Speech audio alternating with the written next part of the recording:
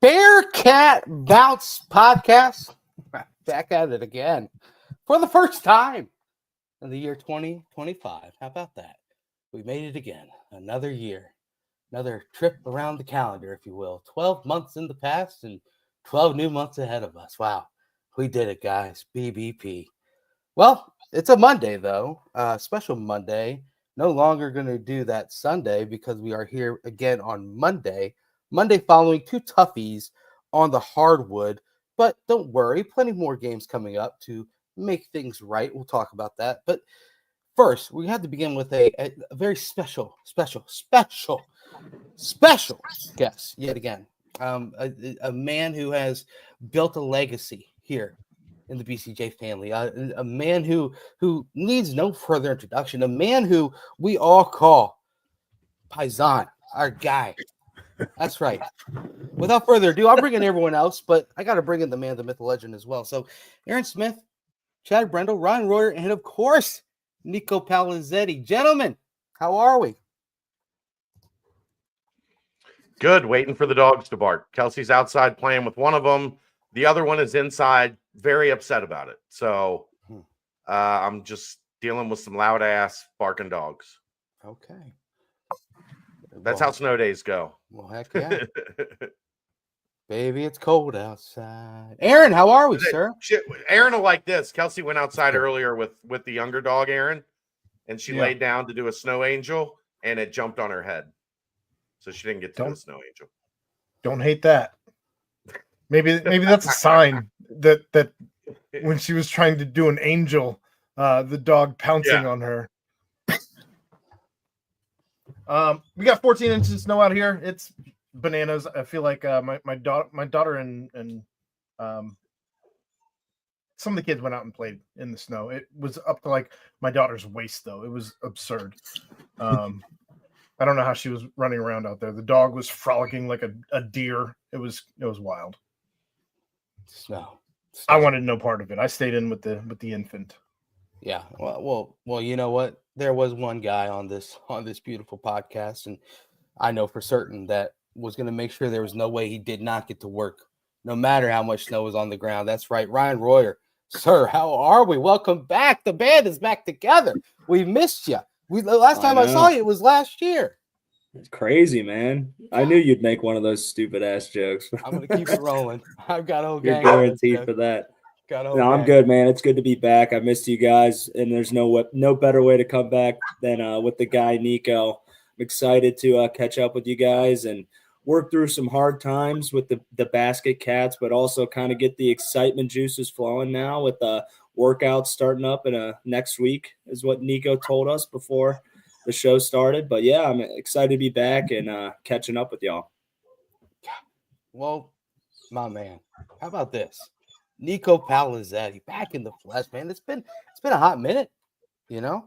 It's been a while since you've been joining us here on the BBP. But sir, how are we? Chad, I didn't want you to leave.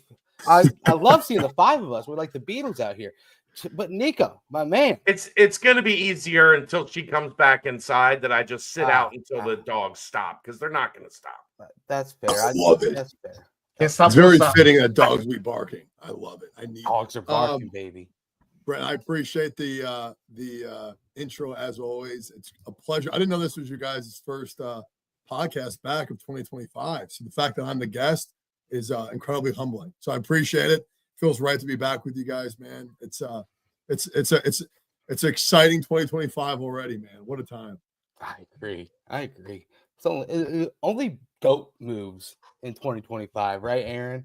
Well, champagne and caviar type feels in 2025, man. That's why we had Nico on the first BVP. Am I right, Aaron? Champagne and caviar. I'm working with the Cincy Light and Townhouse Crackers budget over here. All right. Yeah. Breakfast of champions. Golly. Christmas hit you hard, Aaron. You got to play catch up. It did. Well, before we dive there's like 5 kids in the house. Of course, he broke his shit. I'm broken. I only have one. That Bearcat Journal Christmas bonus wasn't that heavy this year, huh? I didn't even get a jelly club.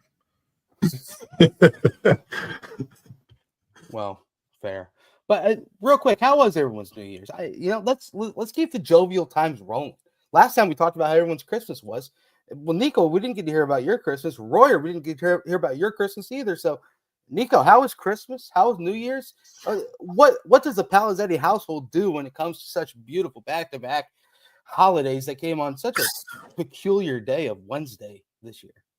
Yeah, it's always bittersweet. Obviously, not being in a bowl game is awful. And so the first thing you have to do is you come to that realization that you're not going to be a bowl game, and you try to embrace that and learn from that and move forward and be better for it. At the same time, it's time to spend with your family, and so trying to be present with them, like balance, I think is a myth, but being present with your family is really, really important to me. And so trying to be present with them, and then once you are present, you're chasing around two girls under 4, and my wife's amazing, being able to spend quality time with her. But a lot of church services, a lot of family gatherings, a lot of tears. We had to break up Christmas Day in 2 parts. The first part was good, and then we got a Minnie Mouse makeup set, and then fists started flying between the 2-year-old and the 4-year-old, and we had to break them up. And once the 2-year-old took a nap, then we opened up the second set. So it was good, man. It was great to be with them, and very, very blessed in that regard. Wow. Was there like a whole strong shower rain after you broke up the fight and one of them was on top of the other? Or? I don't break up the fight. I let the fight ensue, and then my wife reacts. And she's a former teacher. She's like a saint. And so she was breaking up. She was teaching and educating and working the kids through the process, and I was just eating it up. I was like, it's a tough world out there. This time, it may be a Minnie Mouse makeup set this time, it may be a job promotion in the future. Whatever it is, you're fighting for it. So you learn early. And so I had a smile on my face. That is awesome right there. Wow. Life messages being sent through the Minnie Mouse makeup set. No doubt, dude. You would have thought, man. Golly, that's what a time to be alive. Aaron, Ryan, how was your holidays, guys? I mean, it's wrapped up, but I'm gonna still celebrate. But how was your guys'? Well, we talked about my Christmas last week, but New Year's, we didn't do much for New Year's, just with the kids. But we did go to Verbo in Mount Adams, just Rachel and I, that last weekend. So that was kind of our gift to each other, getting away from all these children and having time with one another, because I think that's the first time we've had it since before we had the 6-month-old. So, okay, well, Happy New Year to you. You look fresh, dude. I could tell. I could see it. You are fresh as a daisy, dude. Unbelievable. Yeah. He tried to say he was under the weather off camera, and you could just tell he's got that glow working still. Where you threw that hair back, I knew you're feeling good. Dude. Oh, God, yeah. you look good. Dude, just stop. You and your sweet nothings. Ryan, sir, how was it? It was great, man. I haven't caught up with you guys since before Christmas, but GE, they provide us with a good little holiday break. So I got to go back home to Columbus, spend some time with the fam, my brother and sister, and it was a good time, dude. Made some, Nico, you'd love this. We have the Christmas Eve homemade ravioli and pasta tradition. It was amazing as always, but it's a grind, kneading out all the dough, filling the ravs, straining up, making the pasta too. So it was great. It's always one of my favorite days of the year, getting back around the family and, making some good homemade Italian cuisine. And then New Year's went over to Nashville with my girlfriend and some of her college friends. So that was kind of a crazy little two-night little extravaganza. It wasn't as crazy as I thought, and I was expecting it to just be like a madhouse, right, where you can't really move around or anything. But we got settled up at Jason Aldean's and had a nice little time, man. It was fun. I enjoyed it. But Nat just started back to work day after New Year's, so that was a rough little reality check. But yeah, then the snow just hit too, so it's been kind of a hectic start for me, but I'm just looking forward to getting back in the swing with you guys and talking some both sides of ball here, basketball and football, because new year means new workouts, so some new fresh excitement. 2025, we are live. But guys, I gotta let you know before we dive in, we gotta say this: get your car checked out. Start 2025 out in a good way. Head over to Danco Transmission and Auto Care. Okay, I'm not asking you to. I'm telling you to. Danco Joe will hook you up. $10 off the next oil change. 10% off your next fixing over at Danco Transmission and Auto Care. No better place to do it. We love Danco Joe. He had a phenomenal New Year. He filled me in. Sean Nichols knows in this chat. He knows. So let's dive in, guys. Let's do this. Nico, my man. So before we can move on to the future, let's go ahead and just rehash and wrap up the past. And I'm going to first talk about a couple of positive things from this past season. And I want you to kind of just speak on the legacy of a couple of Bearcats that fans will always going to remember. First in mind I have is, of course, Corey Kiner, a beast of a running back who put it out on the field every single time he was out there. A guy that's, Cincinnati born and bred, a guy who went away and then came back and put together back-to-back really great seasons. Just a true model for what this program is of working hard and getting the best out of it that you can. And then, of course, Luke Kander as well, kind of guy that similar thing, went away, came back with the staff, another Cincinnati guy, a guy who's gonna hear his name called in the NFL draft, pretty early. So it kind of just touch on just some of the players that did call the career as a Bearcat finalized, and kind of what their legacy means as they wrap up the 2024 season.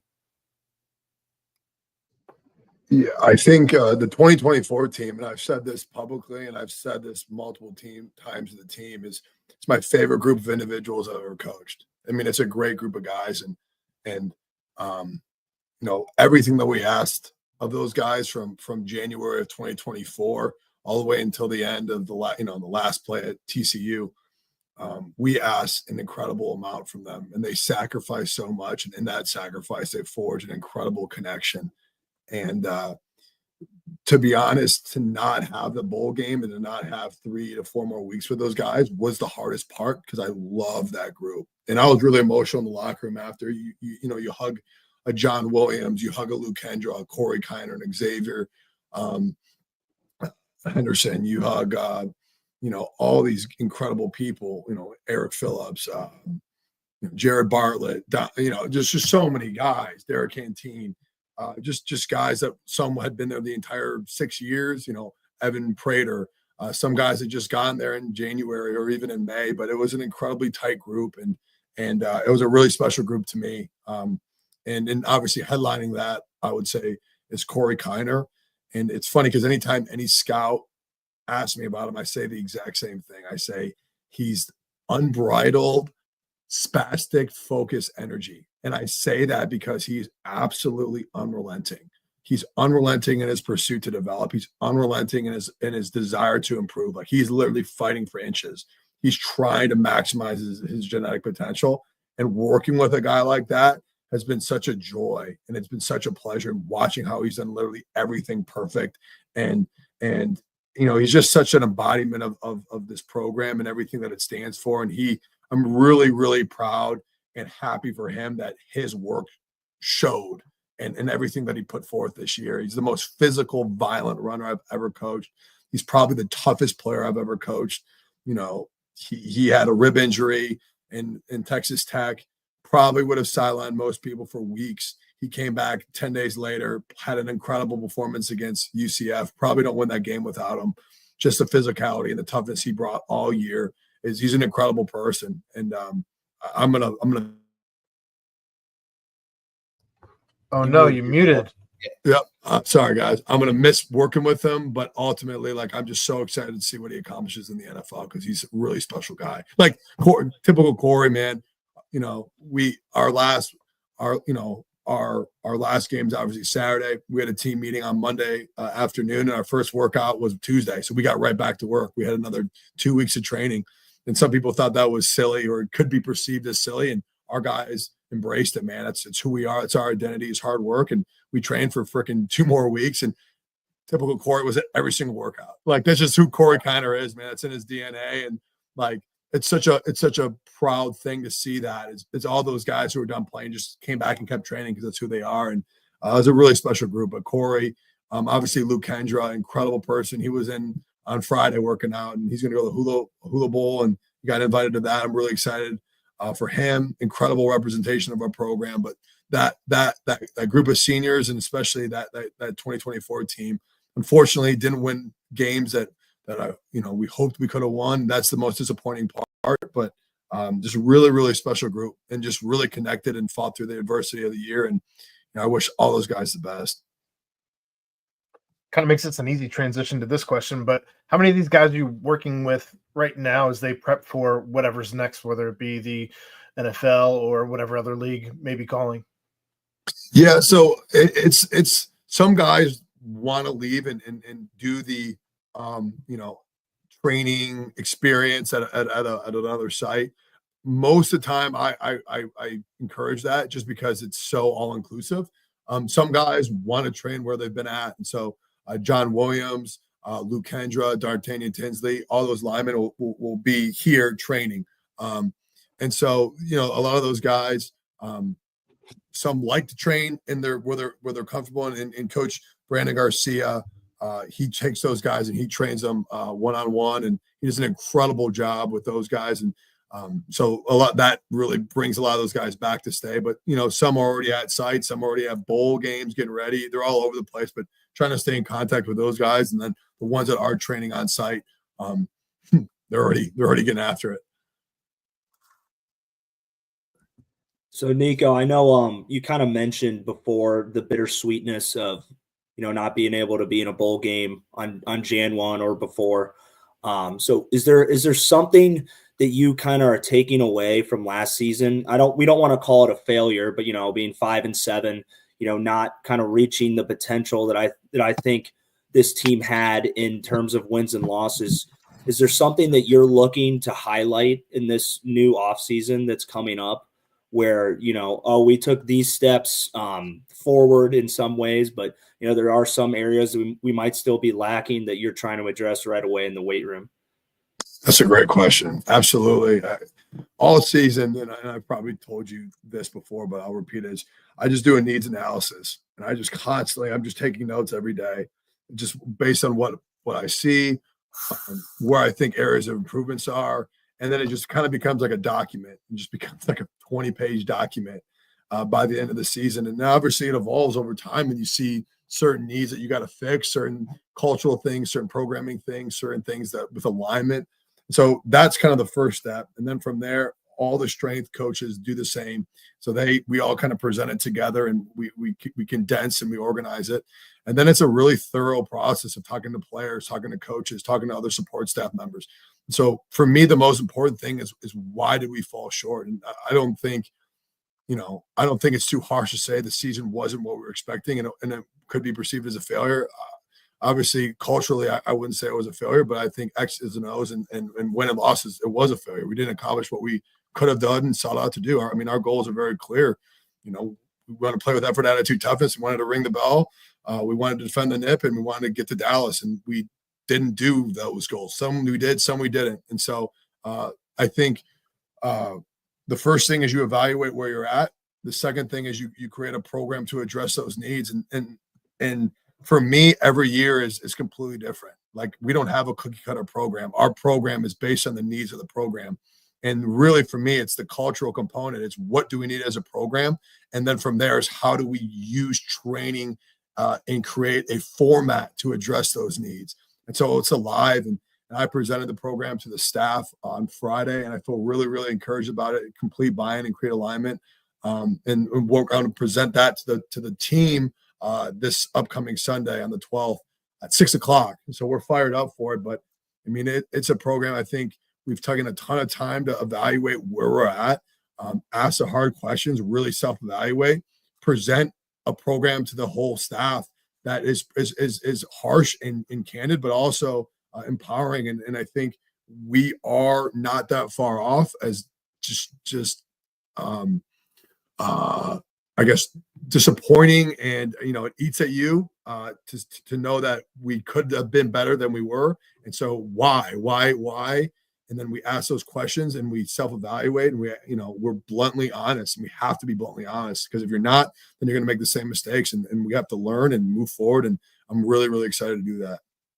Did you feel like there was one thing that kept ringing off in your head that was one of the first things that you told the coaches, or one of the first things you're planning on telling the players, like, we need to be stronger, we need to be faster, we need to be tougher, we're not winning the 50-50 chances in the game, or like, so I have, I'm looking at like this type of thing that I'm looking to really make an emphasis on it in your, I know it might kind of be too broad of a question. No. I know when every year you like to like set like the mantra of the team. Like I know last year's effort, attitude, toughness, that the EAT kind of slogan that you were really pushing. Is there like one thing, like, I know like it almost seemed like last year, like you made a big emphasis on like finishers, where like you really wanted like guys to like come together and like finish the lift with these really tough, grueling exercises or combination of exercises to kind of really bring the team together, to kind of really build this new culture from the ground up. Is there something kind of along those lines that you're looking to hit? Yeah, that's another great question. It's funny. So as on Friday nights, you know how it is. You're just kind of sitting around with the coaches and the players, and you're getting ready for a game. And it's there's a lot of time, but it's a very enjoyable time because everyone's together and everyone's having fellowship and connecting. And Coach Sat and I are talking, and this is right before TCU. And the type of personality I am is I take ownership on things, and I'm already picking his brain on where we need to go and how we need to improve and why we're falling short. So I'm just picking his brain, and I'm talking about all the physical development standpoints. We could be stronger at this, faster at this. We could be more connected here. We could, focus on this finisher to emphasize the fourth quarter. We could do all these different things. And, he was just really blunt. He goes, Nico, did we lose games because we weren't big enough, strong enough, fast enough? Like maybe, I don't know. I don't think that's really the issue. I think the bigger issue is that from a playing standpoint, we are lacking discipline. We're making mental errors. And I think that is a huge trigger that I had. It's okay. Well, training is supposed to have transference, right? Like training is supposed to get you to improve on the field. And obviously training is a little bit more generalized. Like you're trying to make generalized traits to improve a specific skill. So I'm trying to make you bigger, faster, stronger. And in theory, that will make you a better football player. But in actuality, does it actually transfer? And so I think culturally, we're in a really good place. We have the cultural cornerstones all coming back, which is the most encouraging thing, is the players that we need to come back all came back because they believe in the program. And so we have this huge bedrock foundation of guys that care about the program, that love this program, that know what it stands for, that all want to be Bearcats and are all back and all had the opportunity to leave. They could have gone to the NFL. They could have been transferred to other schools, and they didn't. They stayed here because they believe in the program. And, I could go on a list. Obviously, Dante Corleone, Gavin Gerhardt, Sorsby, Royer, Evan Pryor, Golday, Dingle, JT, obviously all the secondary guys. Like there's such a huge list of people that wanted to be Bearcats and care about this program. So you take that bedrock of people and, okay, we have that culture. Now, how do we everybody develop and take the next step? And there's really 3 tiers of development. Number 1 is going to be individual development. Like we're not good enough. We're not skilled enough. We aren't good enough players. We're not good enough coaches. If we were, we'd be undefeated, but we're not. So we got to evaluate ourselves, and we all have to get holistically better.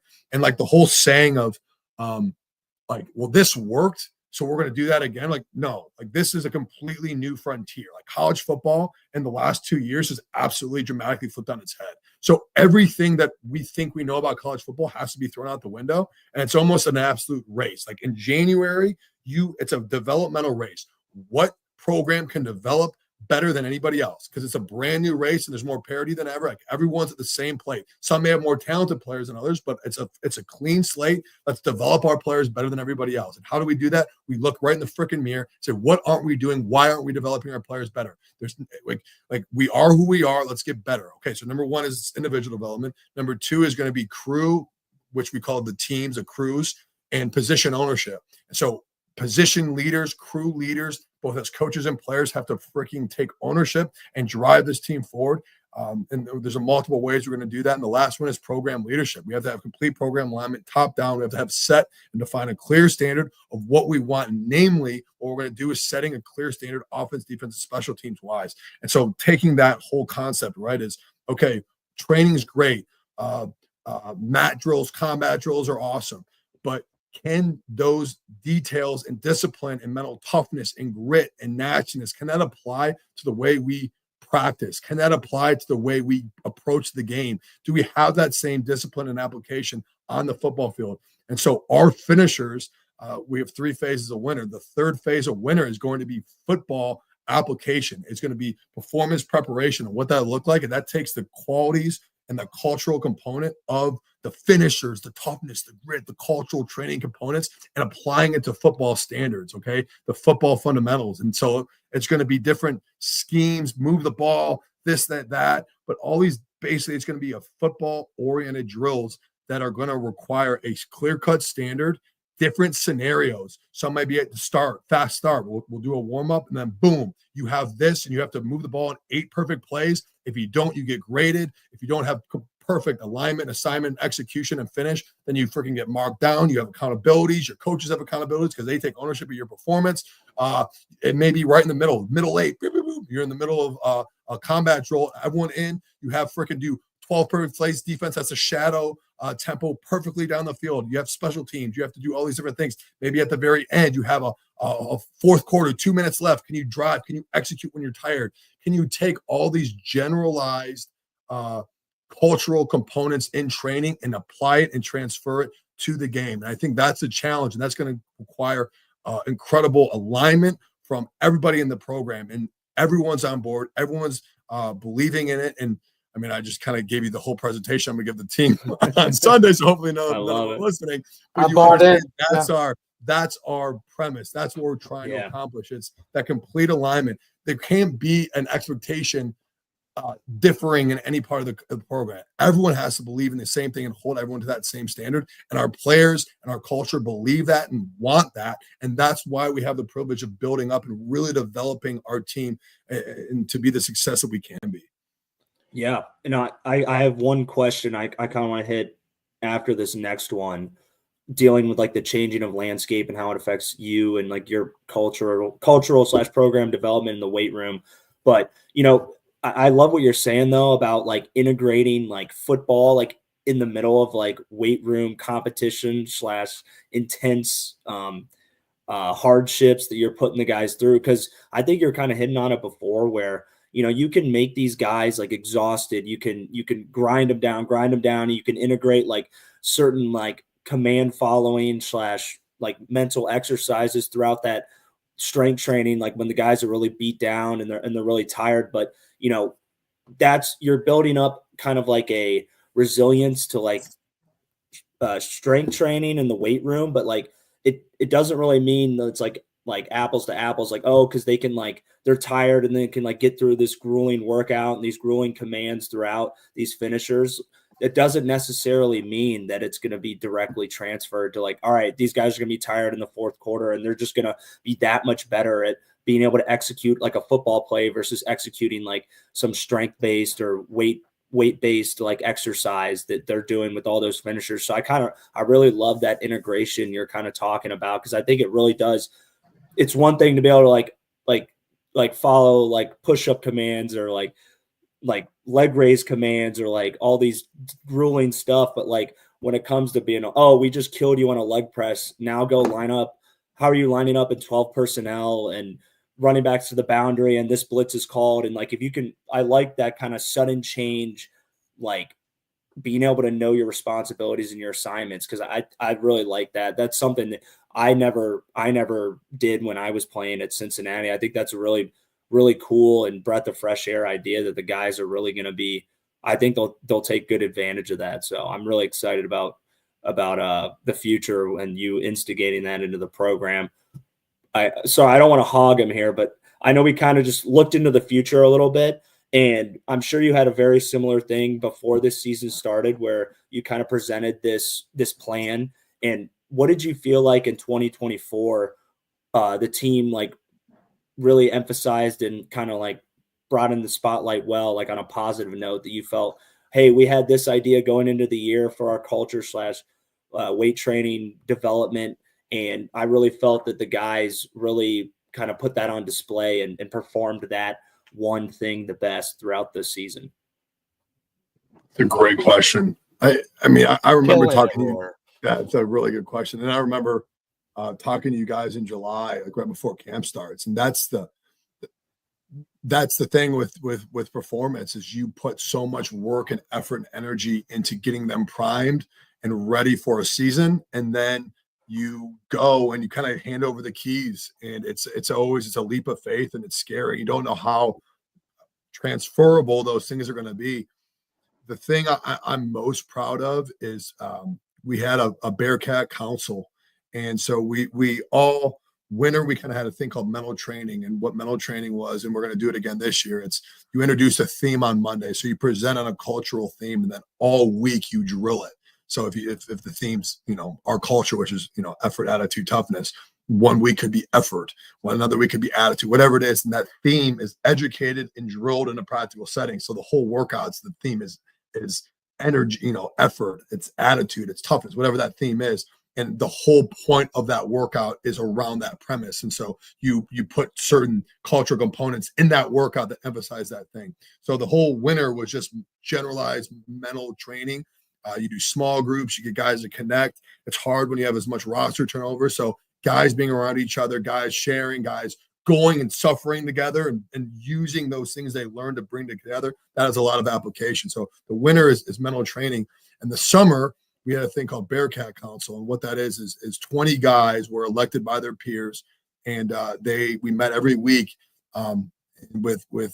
we kind of gave them a leadership curriculum every week, and we would hear what was going on, and we listen to the real application of where we're at as a team, and give them tools and educate them on how to lead, and then you get them ready for the season. And we met every single week throughout the season. And the thing that I'm most proud of is the resiliency of that group. And it's hard, man. Like, it's hard when things aren't going the way you want, especially towards the end. And not one player quit, and not one player refused to bring great effort. And we were in every game, and we fought, and obviously the outcomes, especially towards the end of the season, wasn't what we wanted. But I've been so proud, and I was so encouraged by those leaders embodying everything that we had talked about and really refusing to lower their standard and expectation. And they're incredibly connected. Despite what happened, guys had incredible attitudes and bought in and encouraged each other and were hard on each other. And it was really encouraging to see. And that was probably the most uplifting thing was you drill it, you train it, and then you kind of just see, and you give them as much tools as they can, and you train them. And then to watch them, especially handle the adversity that we experienced this year and stay together and stay incredibly connected. Really, really proud of that. Yeah, I mean, and that's something I felt was – sorry, Brian, go ahead. You're good. No, go. I was just saying I felt like that was a big kind of like shift before the year. And I just like – I always felt like our guys were playing hard. They're proud of, repping the CPAW. And there's just a couple plays each game that like didn't go our way. And that's the difference between like an 8-win season and a 5-win season. Correct. But yeah, that's something I'm like, I told you this every time we come on the show. I always, give you your flowers on, how I just feel proud, to be a Bearcat, just seeing like the culture and just seeing like the development and kind of like a very different landscape, not only like coaching staff wise, but also kind of college football wise and how hectic things are, but just still being able to maintain that culture. And that kind of just sends me right into what I said I wanted to get to was, college football is just so different now. You have NIL, transfer portal, and you kind of see like how the transition, like our coaching staff's been making, kind of adapting to this. It's almost like free agency type of thing where you get guys that are coming in, guys leave, guys come in, and it's almost like split down the line of like developing and bringing in high school players versus bringing in guys from other teams. So how have you handled this kind of adaptation of college football where it's a lot harder to build a culture when the guys in it, they haven't been in it for the 4 to 5 years, and you're bringing guys from different areas and they're all trying to mesh together as one under kind of the program and cultural identity that you're trying to establish? Another fantastic question. The biggest realization I had this year was you win with character. You have to invest in character. You have to recruit character, even if they're not the flashiest player, even if the recruiting websites aren't blowing them up. I think our staff does an incredible job. Our recruiting staff, our GM, Zach Grant and Jack Griffin, and all those guys do an incredible job of identifying guys that we can win with. And I have like 7 things I want to talk about. This is a great question. So I'm gonna take 2 steps back, and then I'm gonna Tarantino this. Let's go. Part of the presentation, if anyone's watching, players, I apologize, but part of the presentation that is I think the most paramount thing of our off season and of our season in general is number one is obviously evaluating why we fell short and being bluntly honest with ourselves. And then so one slide is going to be all the reasons why we fell short and just being very, very blunt. I'm a guy that goes by the complete transparency, complete accountability. So what my opinion is and what I believe in everyone we talk to, it's going to be completely displayed. These are why we fell short. The next slide, and I think the question that I wanted to get to is, what could we, as in the Bearcats, do better than anybody else in America? And that's a really, really interesting question. I think, and I've been struggling with it and asking myself this is not that we do it better than anybody else in America, but what could we do better than anybody else in America? And there's 3 things that I came up with and that our program came up with. Number one is hard work. I think our culture embraces hard work. Our program embraces hard work. So that's one. Number 2 is discipline. I think we can be disciplined, more disciplined than other teams. Not that we are, because we are not, but we could be from an X and O standpoint, from a scheme standpoint, from a application on the field standpoint, from a training standpoint, we could be. And then number 3 is connection, that we could have the tightest team in America, that most connected, that fights for the brother next to him. That could be what we are. We are not that, but we could be that. And I think having that clarity of purpose and having that clarity of identity is really, really important, especially in today's day and age of college football, because we will never be the most talented team in the conference. We are not. We will not be. If we think we are, and if we practice like we are, and if we train like we are, and if we recruit like we are, and if we do all these things like we're trying to be Miami or Texas A&M or Ohio State or Georgia or do all these things, we will fail because we are not true to our identity. But if we have our identity in mind that we're going to work harder than anybody else, be more disciplined and be more connected, that changes the way we recruit, that changes the way in which we coach, that changes the way in which we train, that changes our edge, that changes the way our program and our players approach that mentality. That guess what? You know what, in my deep core, maybe I'm not as talented as the guy next to me, or maybe I'm not as talented, or maybe I don't have the top speed, or maybe I'm a little shorter, maybe my arms are a little shorter, or maybe I'm 10 pounds lighter, whatever it is. But guess what? I work harder. I care about my teammate more than the guy next to me. And guess what? I'm so effing disciplined that I will run through an effing wall. I'm trained, I'm ready, and I've been recruited that way. And that's who we are as a program. And so that mentality has transcended everything. So our recruiting goes off that we need to find the right fit. We need to find the right player, not the best player, the right player. And we've done a really, really good job. And everyone coming in does that. And all the guys that stayed understand that, acknowledge that. And they're incredibly picky, man. Like, to be honest, some of the most proud moments for me was when guys got kicked off the team and I didn't have to say a word Players came to me and said, we do not want him on his team because he does not embody what we are. He is not a Bearcat. Like, what are you going to say to that? Okay. Like, I will do everything in my power to honor your wishes. And as hard as that is, and that's an unfortunate thing, but you have to protect the group, and you have to respect their leadership. And our players did that because they understand what the CPAW means. They understand what that's a sacred thing. And so we're working towards that. So that's the mindset of recruiting. So number one is you have to identify who you're recruiting. You have to recruit character. For me, that's number one. Number two is culture is more important now than ever. And if you don't have, in my opinion, a strength coach that identifies that, you are rolling the dice, because it's very transactional, right? Like, it's a very different thing. In the old days, you would have players that have been in the system for 4 to 5 years. And so they're loyal to that system, and they'll stay together and they'll fight because that's who they are. And that's what they've been brought up to. And they'll go through good times and bad times. Well, this is a little bit different.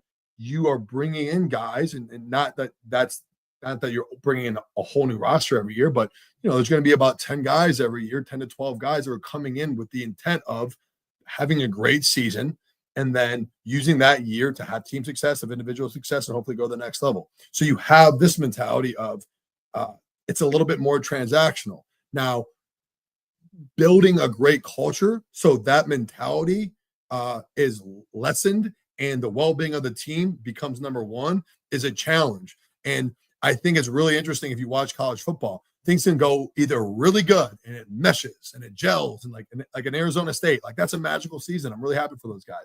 Or it can go terribly, terribly wrong. You look at Florida State, and like, you can't tell me they're not really, really talented roster, but guess what? There's no transactional relationships, and the house of cards just collapses. It implodes on each other, because what are they playing for? If you lose 2 games, the whole thing implodes. And that's really what I'm excited about, and what I was really proud about in 24 was, despite having such a new roster, and despite having on paper a very transactional roster where there's a lot of new players, our guys believed because they bought into the culture, and that culture overcame the adversity that they faced.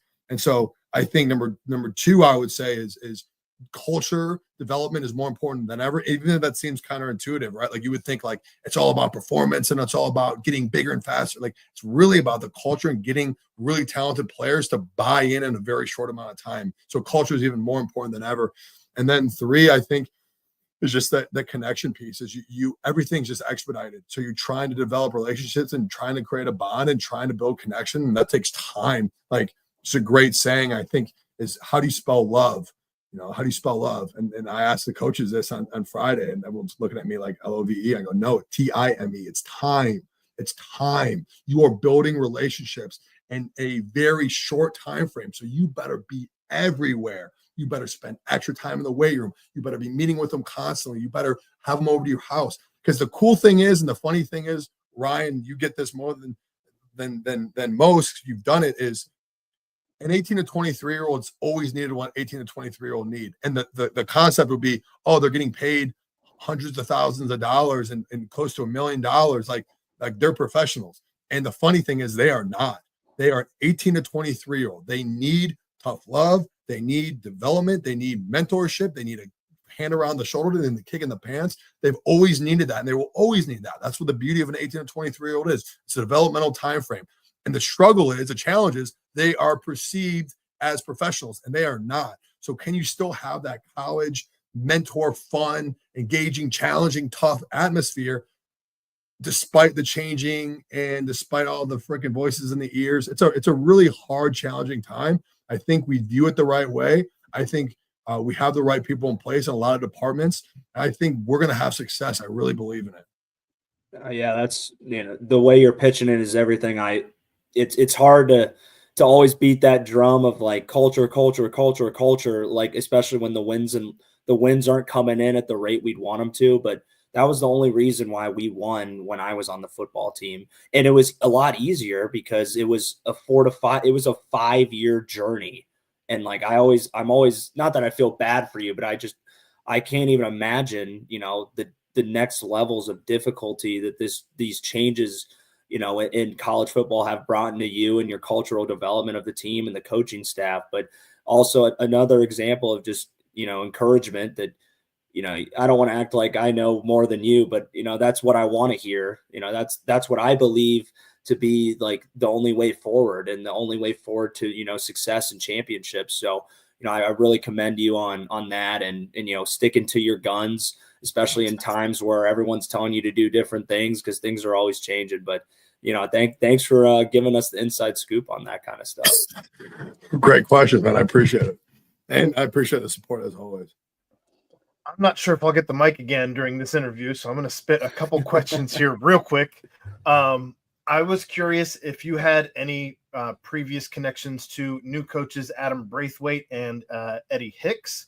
That's one question. My next question would be, it's been a little while since we last asked you about Tyson Veit, and now as the defense came along quite a ways since even the beginning of the season to where it ended up at the end of the season, I'm just curious, after having worked with him for an entire season now, what your temperature on Coach Veit is at this point in time. And then also that IPF is coming along. I got to drive by it when I was in town, staying in Mount Adams, as I said, the other weekend. And I wanted to know what you got going through your head as the IPF is more than just a skeleton at this point. Yeah. Three great questions. Great questions, Aaron. Number one is yes. I got to meet both the new coaches. They're in it, man. We've had official visits through last week. Obviously, the snow today prevented any visits, but they'll get back on track soon. But they were right in it. They were hosting. They were around. They were engaged. They were in that presentation on Friday. They seem like two great individuals who care about UC and who understand what makes this place so special as far as the people, the toughness, the culture, the grit, the mentality. As far as Coach Veit, who embodies that probably more than anybody, and that's why I'm so excited about his staff. He's unbelievable, man. Coach Veit's unbelievable. He's unrelenting in his standard, but he connects with the players in a really genuine, caring way. Like, it's pretty cool to see a guy coach someone as hard as he does and demand so much, but actually cares about him and like is a real human being. It's a genuine, authentic connection. But he demands, and he's incredible eye for attention to detail. He works relentlessly hard. He is obsessed about ball. He's a servant leader, kind of that D3 tough, gritty mentality. Like, he's in the weight room. He helps us set up. He helps us close. He is in every weigh-in. Like, he is a real servant leader, a guy that cares about the team, that did it the right way from the time he got in. And you could see that progression throughout the year.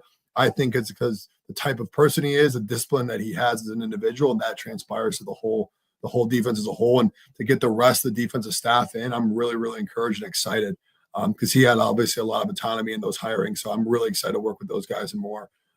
As far as the facility, dude, it's incredible. It's incredible. So time frame right now is hopefully we get in by end of June, early July, when the guys come back from the break. That's the goal, to be transitioned in there. So when we come back from higher ground, we've already used it. We've already experienced it. We know the flaws or the kinks of the facility. We know how to work through that. So we're ready to rock and roll week one. But as far as like the facility in itself, we were in there end of December, just going through the weight room, and it's like, it says grand, but also like, because I'm a logistics nerd. I'm all about efficiency. It's the most like efficiently impressive visually building I've ever been around, as far as just getting the guys in especially on the first floor of locker room, training room, fuel station, weight room. You have all the cold tub, all the recovery modalities, all of the, there's a car wash from the time you walk off the practice field to get in the cold tubs, as far as just the efficiency, the recovery lounge on the second floor, the meeting space. It is such a functional, impressive space.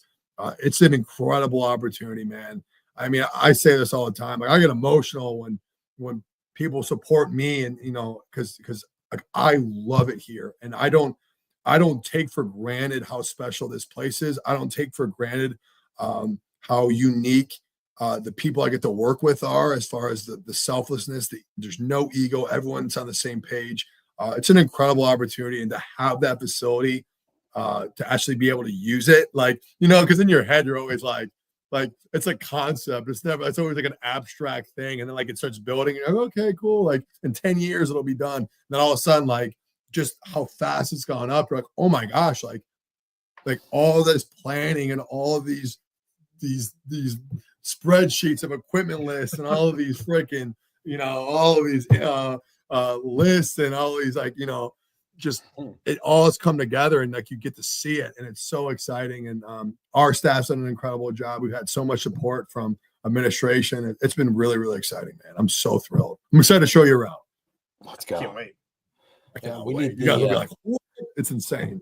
We need the special BCJ BVP collab tour as well. The special behind the scenes look as well, Nico. So have to. We'll do it on the floor, man. It'll be awesome. I'm so excited. Deal. Nico, first off, I wanted to touch back on the the culture aspect of things. Stark difference between the end of the season in 2023 and then this past season. And I just want to say that it was very obvious that the buy-in overall and just the complete cultural build that you mentioned, throughout numerous pods and throughout different things last offseason definitely shone through, even though, the wins weren't there to follow with it. And then, of course, this offseason, you do see it yet again already with those players coming back, not only Dante obviously making his comeback, but, Joe Royer and, even Sorsby and Gavin Gerhardt, the players you mentioned, all of them deciding, hey, I'm still bought in, all in, because as you mentioned, there's so many different opportunities for all of them to take. So I think the cultural bit that you mentioned is something that I at least look back and I say that is a success so far, and keep pushing that, like you said, you have been. So my question, though, is more so, as we mentioned, the new landscape of college football and whatnot, with all the transfers that are going to be coming in. Obviously, that's a massive thing. It has been the last 2 seasons for you as well, you and the staff.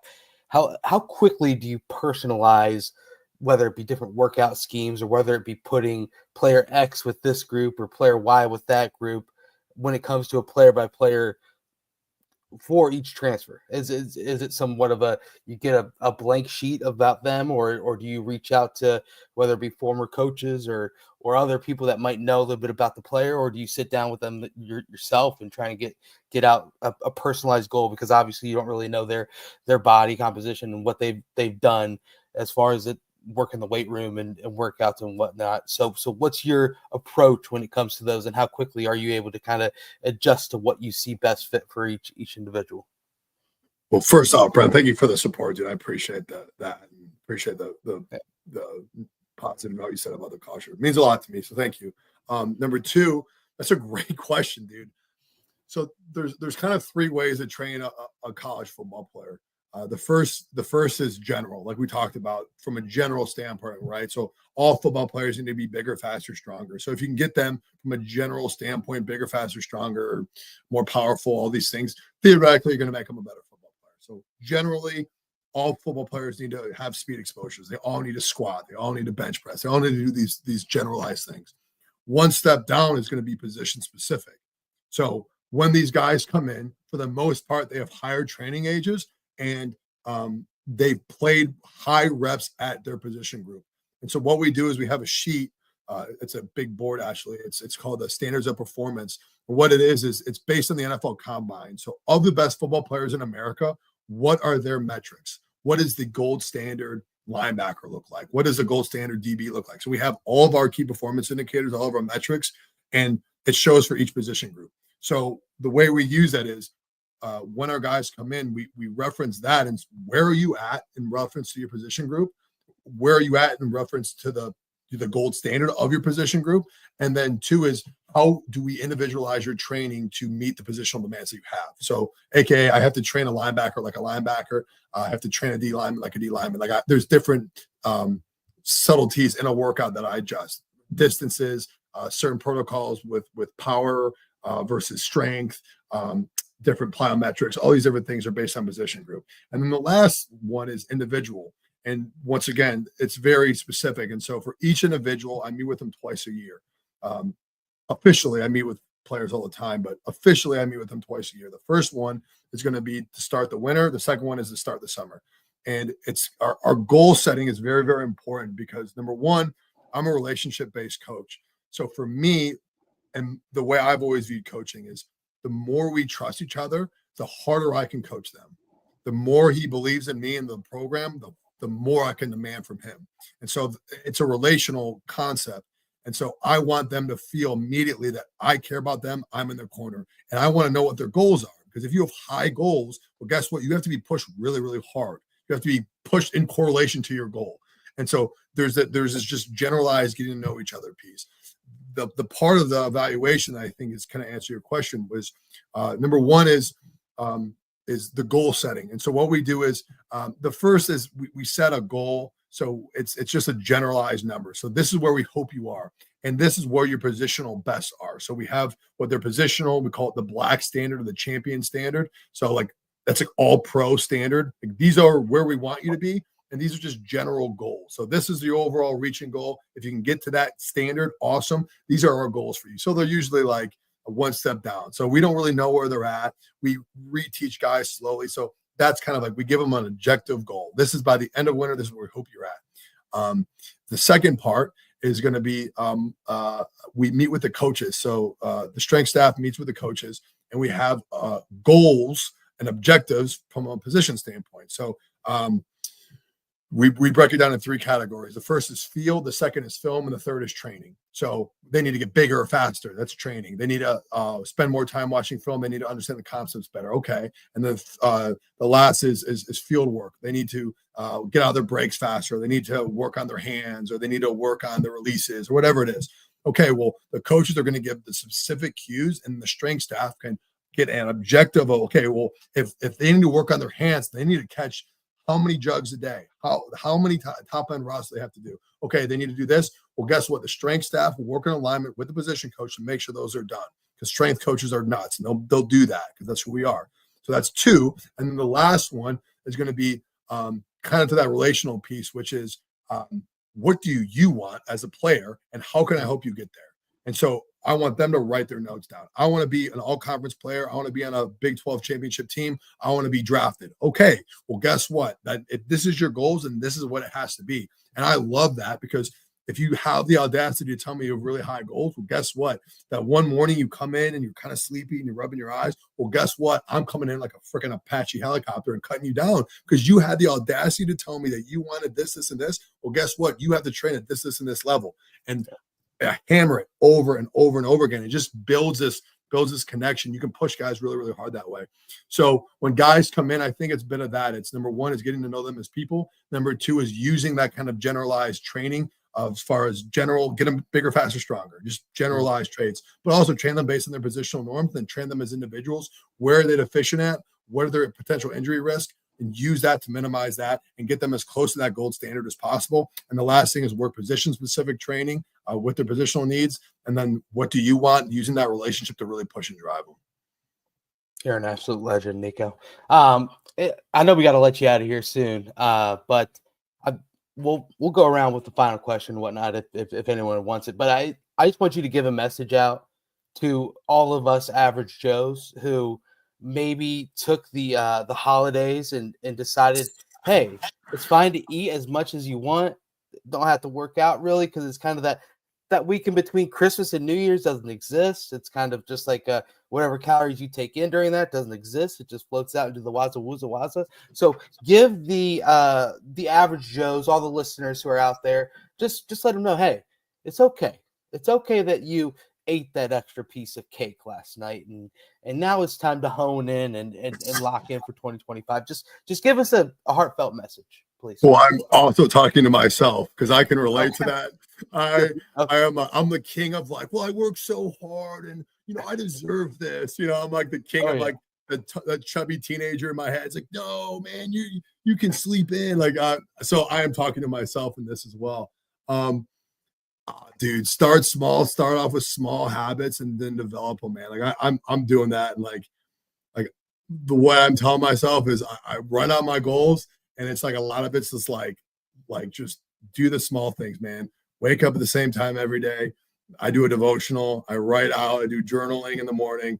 And then I drag myself to the gym. I happen to work in a gym, so I drive myself to work. It's much easier for me. And I work in a gym and I wear workout clothes all day, and it's still really hard for me. So I can only empathize with everybody else, but you got to do it, man. The hardest part's doing it, dude. Just set your clothes out, go freaking change into them. That's the hardest part. Once you're in the car, you're going, or once you're in the basement or whatever, in the garage, whatever it is, the hardest part's the first part, man. Make it easy for yourself. And I'm actually training tomorrow, dude. So I'm right there with you. I'm right there with you, dude. I'm right there with you guys. I mean, like, food tastes better around the holidays. It's just that whole jovial feeling. It's just like, yeah, might as well get one more serving. I'm like, I have a sweet tooth, and I never have any sweets in the house. My wife knows better because it's like if a pint of ice cream's in our house, it's gone within like 8 minutes. And so like I go to my parents' house. We stayed for like 10 days at my parents' house. And the amount of ice cream I went through, and like my mom, just like just like your classic Greek mom, like just throwing food at me, and I'm just funneling it into my mouth. So yes, I can relate. I'm probably about 10 pounds up. I haven't stepped on a scale. I will do that tomorrow, and I'll be thinking of you guys, man. I'll be thinking of you guys.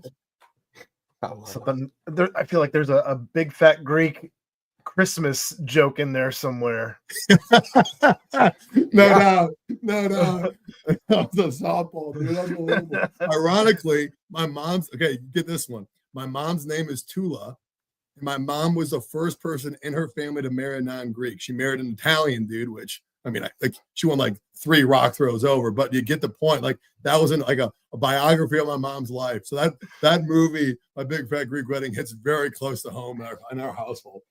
That's fantastic. So do you have to mix like a lot of feta in with your Italian dishes, or like how does this whole thing work out?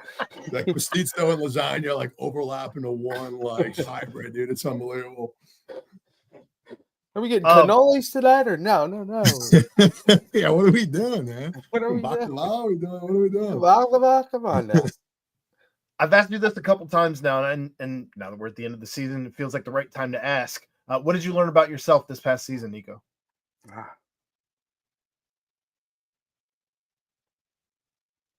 That's a great question. I'm trying to think of, because I do a yearly journal and I wrote it down. Trying to think of the best way to summarize. I've learned a lot, man. I think resiliency is always like you put your heart and soul into stuff and you hope it goes a certain way, and then it doesn't go the way you hope, and it's really disappointing. And the people I respect the most are the most resilient and the most perseverant, and the ones that just are super consistent. And I hope that I can be that influence to other people. And I hope, and especially being in a leadership position, you realize it's lonely because, and I had a quote in high school. It was to be a leader is to stand alone. And I was like 16 years old, like wearing that as a t-shirt and being like, what the hell does this even mean? Like, you don't know what that means. And then you realize that like when you are in a leadership position, you're alone because people are looking to you and seeing how you respond. And the challenge is, despite good times and bad times, and it's really fun because in good times, it's equally as challenging to just be grounded. And then in bad times, it's hard to get yourself back up and be consistent. But I think I've learned the value of being as consistent as possible, being resilient and perseverant, and trying to model that to others. And I'm by no means perfect, but that's what I strive to be. And I think that is what I've learned, that I have that, and I've continued to do that despite falling short of what our goals are. And I pray that I have that same tenacity and relentlessness and perseverance in 2025, and just keep swinging as hard as I can. Nico, sometimes a good leader just sits back and lets his team do their thing. Like sometimes that's what a good leader does. With the ultimate alley-oop finish. Unbelievable, Chad. I mean, I've been sitting here the whole time. Oh, I man, didn't, that was great. Yeah. The boys were rolling, so I didn't really feel any need to interfere. My My dad called my daughter and said, "Is your dad okay? He's not on the podcast. Is everything all right?" Yeah, he's just letting his team kick some ass. It's okay.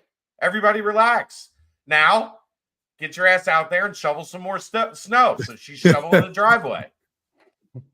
Well, in all seriousness, I want to thank you guys too, man. Like, I don't take this group for granted.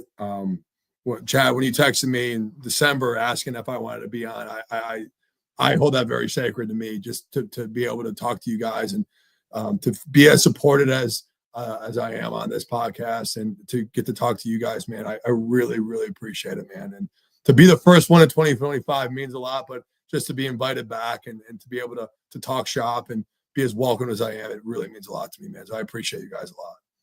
We love you From too. us. We love you too. But I will be honest with you. We all thought when Brady left, Brady was such a Brady was the 5th member of this show for a long time. When he left, we thought, there's no way. We're not replacing Brady. Like, we're not going to have anybody that just blends in and fits with us as well as Brady did. Yeah. And I'm not going to quite say you passed him because he'll call me immediately. Let's just say that. Let's just say we're lucky. We're lucky we didn't build the statue. We're lucky we didn't build the statue, you know. I love playing for Brady, and I just know that I would die to play with you, man. So thank you. Thank you. Yeah. Appreciate you guys a lot, dudes. And Nico, if it was my choice, you would be on every week. So I mean, that's just one thing. You know, I've sent you numerous texts. I think I got your number wrong. I think is what it is. I've asked you every single Sunday, hey, Nico, tomorrow's Monday night.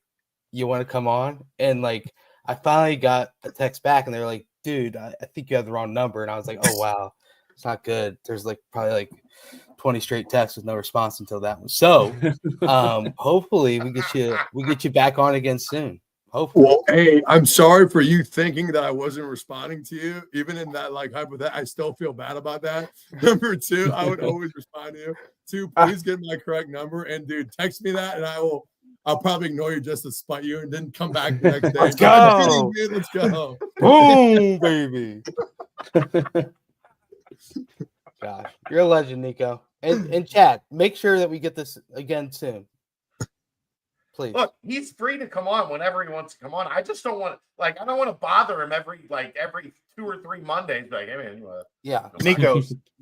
Here's a fun game you can play, Nico. The link that I sent you is the link that works for this show always. So if you ever just feel like popping in when we're live, you have that capability now.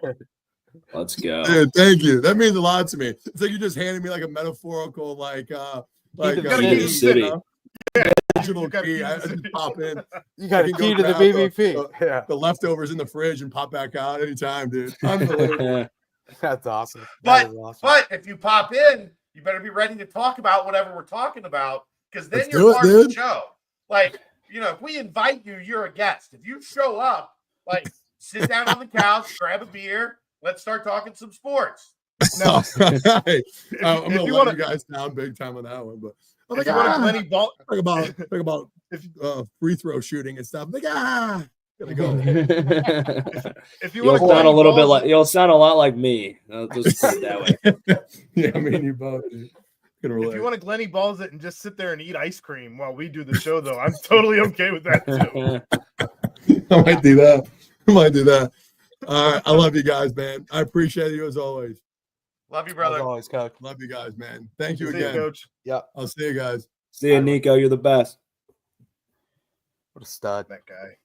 What a legend.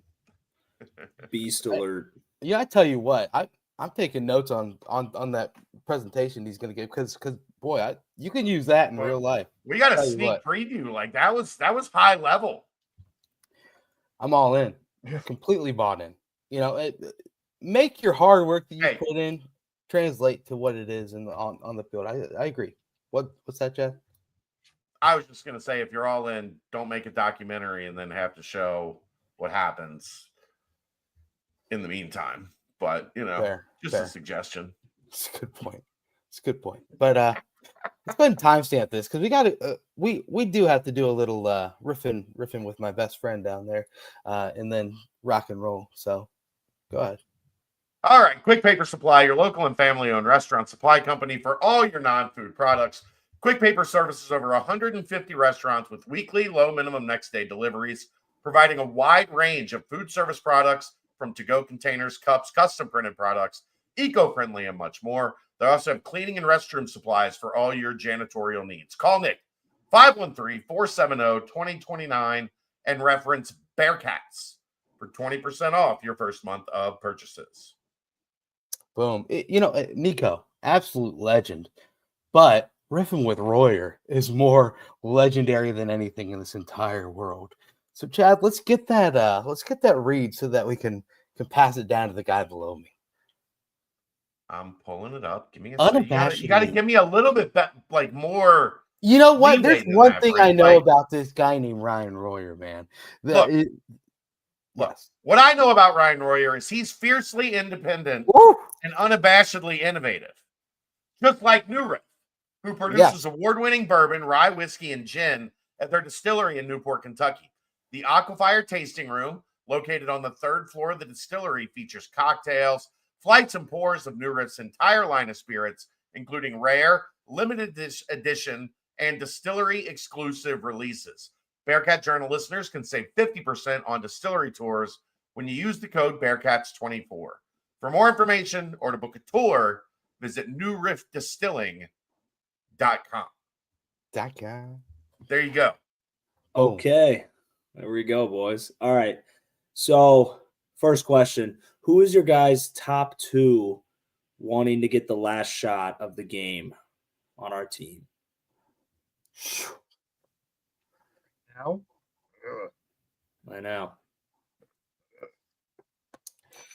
Will this person be start extending will this person be able to get an open shot? Will they be able to get open to take this final shot? That's my question to you. Magic 8-Ball says my sources point to no. Oh, Royer, it's been a rough week, man. Sheesh. I mean, the answer is CMOS or Jizzle. And Jizzle. That's the. I mean, the only thing I worry about putting Dan in that category is it never looks planned. Like it looks chaotic. On Saturday. Yeah. Royer, are you familiar with the Tasmanian Devil from the cartoons? I call him Tasmanian Dan because he just kind of swirls in and then some crazy shit happens and then and he swirls away. I know Aaron likes when I do that, so I do it as much as possible. But that's what Dan does. So I don't know that you can okay, we're going to draw up this is going to Dan. So if that's not the case, then it's Jizzle and CMOS and ride or die. And those, we'll get into that, I'm sure, in a little bit, but they are where they are right now because those two guys aren't playing their best basketball. And it's on the staff to figure out how to put them in the most advantageous position to do that. And then on both of those guys, when they have those opportunities to get the job done, right now they're not in a great place, either of them. Yeah. One thing kind of piggybacking off that is those guys, their offense, it's kind of like one-on-one style offense. I think they which guys? CMOS and Jizzle, they can kind of, well, you know what I'm saying, that you don't think Jizzle yes. Jizzle, yes. CMOS requires a lot of help. Well, I felt like last year when he would kind of get the ball kind of at the top of the key a little bit and kind of back guys down and kind of work a little one-man game. But he did do that against Texas Tech and for the game winner against them. But that's not really. Most of the time it is, the catch and shoot. But I mean, recently he has not been able to get any separation at all. So, I mean, I'm not highly opposed to giving him a couple more one-on-one opportunities with a high screen and to have him try and take his man. Because outside of that, it's not been working against any team that has a pulse. But yeah, Roy, I agree. Well, it's easy to target our best scorer and just be like, all right, let's try to take him out of his game and get up on him. Don't let him get the easy open looks. I mean, I don't know exactly what kind of defensive schemes they're running on him, but it's pretty easy to highlight as an opponent. Hey, this is their best scorer. Let's make his life hell as much as possible. Try to stay in front of Jizzle and then make everyone else beat us. Yeah. It's just been ball denial. And then now every team recently, it seemed like they know our plays. And it's kind of been, when like that. The problem is, Brent, yes, that is going to happen to everybody. Right. Exactly. Right. Yes. The problem is the counters to those plays are missing. Yeah. So like they're running the counters and they're getting a guy an open look. And once you do that, then they have to adjust to the counter, right? But if you're constantly missing the counter or you're not converting on the backside of that play, they don't have to change what they were doing. Right. Because they took away the main thing that was the only option that actually works right now. Yeah, I agree. It's just that's the hard part is it's kind of, I've said this from the season preview, guys, from the beginning. This is going to be a team where the sum is greater than the whole of the parts. Right. They do not have an elite player. They have a bunch of really good players. And you can win with a roster like that. But if two of your main four guys are in a downtrend, it makes it incredibly hard. And I think what is getting lost in this a little bit, they haven't played anywhere near their best basketball, and they've lost a couple close games. Like, look around the league this weekend. Look around what's going to happen probably to TCU tonight against Houston, who I think got out 14-3 to start the game. Teams are getting crushed. Yeah, they are. That's not happening here. And maybe it does tomorrow. Maybe it does Saturday at Kansas. Like, you're at some point in a 20-game league schedule, you're going to have a bad night and get blown out. But my point being, they're not playing as good as everybody, coaches and players included, know this team can play. They've still been right there. They haven't gotten to across the finish line in these last two games. But, it's not like they had a bad 10 minutes against Arizona. Other than that, they played 70 minutes of close basketball. Yeah. So let's at least read can we get to chapter 2 or 3 before we decide this team is cooked? Right. Best basketball's in front of them. They'll get better as the year goes Hopefully. on. Hopefully. I don't know that. You don't know that. Yeah. Well, the types of players that we have and, the belief we have in Wes and the staff is that they're going to make the adjustments and, it's still the beginning of the season and they're going to learn and get better and develop along the way. But, and I don't think this team and this staff has that kind of like break at the first sign of adversity type of attitude, That's the optimistic side of things.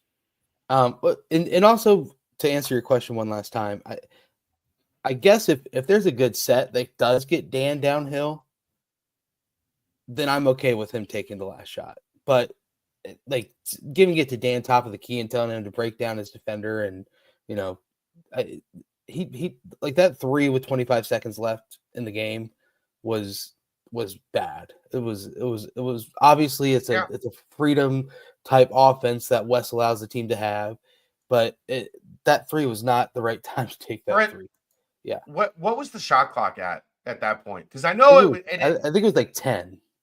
Okay. It was like I thought it was right around like 8 to 10. Yeah. Like where you still had enough time. Like I know they had been trying to operate that set for a little while. Yeah.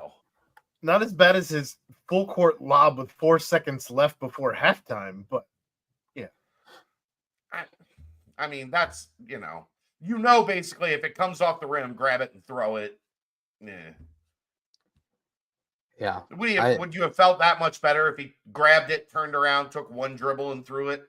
It still would have been In a 4 damn seconds, near you should- impossible you shot. should get more than one. If you're UConn, you can get like Okay, you 6. get two. Well, that's on an inbounds play. I'm talking about you got to rebound it, come down with it, turn around, take 2 steps, and throw it. That takes a little bit of time. So Chad, they inbounded the ball with 39 seconds left, and then the shot was taken with 27 seconds. So, yeah, it'd be between the 8 and 10 seconds left on the shot clock. And you know, like some of the day like deep shots, I think those are a lot more shot clock driven, where there is like 3 or 4 seconds left on the shot clock, and he looks up kind of last second and sees like, oh shoot, am I going to get past my guy or do I need to hoist this up? But some of these other ones that's enough time, right, to do a little bit something extra. Yeah, because I mean it went. I think there was 3 passes involved in getting it to Dan. Seamoss could have hoisted it up right before it got worked over. He had a better look than Dan did. Right. So Yeah. we'll see. Someone said the pressure from half court needs to be all game. Here's the problem, Sean. The pressure from half court is supposed to be all game, but your 2 starting guards applied pressure for 30 minutes, 28 minutes. And what was that all about? They really got after it and changed the entire flow of the game. They need to. The blow-bys were a little bit more than we've seen all season up to this point. I think the communication was bad on defense. Like there were a couple plays where like it's supposed to be a switch or you're supposed to have somebody in the slot that's able to step in. Like one, they did get beat worse than we have seen. Yeah. I think some of that is those 2 guys are at their best on the balls of their feet, getting after people. Right. I think when they're on their heels, they're not nearly as disruptive. They're not nearly what they should be. I think both of them need to play leaning forward, kind of, if you will, like a linebacker mentality almost, Ryan, if that makes sense. Yeah. Well, if you're playing flat-footed, guys are going to get by. So I think that's some of it. Yeah. I think they were supposed to be pressuring the ball much earlier in the game than they did, and they didn't execute it well. Absolutely an illegal screen on Caleb Love on that Bradley layup with under a minute. Yeah, but what like that's Dan is supposed to switch. The screen isn't supposed to matter, Brent. No, I agree. Dan is supposed to go with the ball. And there was no one there at the rim to peel off and help. I think Dylan was expecting Dylan was expecting Dan to guard him. So he didn't think he had to step over in that gap. Dan made it look like it made it look like he had no intention ever to get over it. Like there was no, but he had to have because there was no help immediate switch. Yeah, it was weird. It was very weird. But all right, next question, Mr. Rizzler. All right. What do you guys think the biggest areas, like immediate improvement that need to be addressed? First things that come to mind for me, I think our 3-point percentage is bottom third of the league, free throw percentage, bottom third of the league. I also think, the rim offense is non-existent too. So I was kind of want to pick your guys' brains on that. Did your homework rattled off? I was going to say he rattled off 3 of them. I didn't know if you guys would agree or have other ones too, or kind of elaborate on them, why you think they're where they're at. I don't know if this is something that can be fixed in practice, but like someone needs to step up in that second unit other than Day. Like it's unless you're going to completely shift to just a 6-man rotation with tiny spot minutes with that 7, 8, and 9 number. Because they've been total zeros against teams that are decent. I mean, Hickman had a decent game against Xavier, but outside of that, they have been just non-existent, and that's going to bite you in the butt because you need someone that can at least go out there and just score 6 points, 7 points, 8 points. You don't need a lot, but you have to have more than nothing. Yeah, exactly. And I mean, like, and Betsy, he's just obviously, and I don't want to, do what Topeka Dan did and say that he's in a bit of a shooting funk, but a lot of his threes have just been absolutely wide open, and he's been missing them kind of roughly. And hopefully he bounces out of it and starts knocking some down. But that you got to figure out a way to get someone going in that second unit outside of Day. I don't know. Hopefully it's just seeing a couple fall for one of them, and it kind of just opens up a floodgate. But outside of that, it's been rough sledding once they kind of see the pine. So I'm not gonna lie here, John. I'm just gonna be honest with you. The dichotomy over the last week is hilarious to me for a fan base that tried to run that kid out of town at every opportunity that they could in the offseason. And now that he's not playing, he's the answer because he's not playing. Hey, come on, guys. For those listening on the audio only, we're talking about CJ Frederick. Moving on. Yeah. I think they need to be more aggressive downhill. I think that outside of Day, there's nobody who really just drives it from the top of the key. Dylan doesn't do it, and Dylan's capable of doing it. You see it. He does it, but then he gets his little forearm and checks the guy, and then gets scared to do it anymore. Can't do that. Jizzle does it until he gets to 18 feet, and then he's fading away. 5 feet. Simas has tried to. That's what I think where he's gotten his points over the course of the last two games. By trying to go downhill, but somebody has got to, other than if Betsy can add that to his game, that'd be fantastic. I know that's a lot to ask mid-season. I understand, but you've got to have more than just Day being the only one driving to the hoop regularly. Yeah. Here are the numbers. 52% of UC's shots are in the paint or at the rim. A lot of them are lobs and dunks. Can I talk the numbers? Sure. That is upper, almost 75th percentile in the country. So they are driving to the rim. It is happening.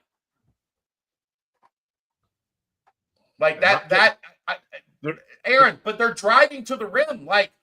You can say it, you can say you want it to happen more all you want, but they're in the upper 25% of the country.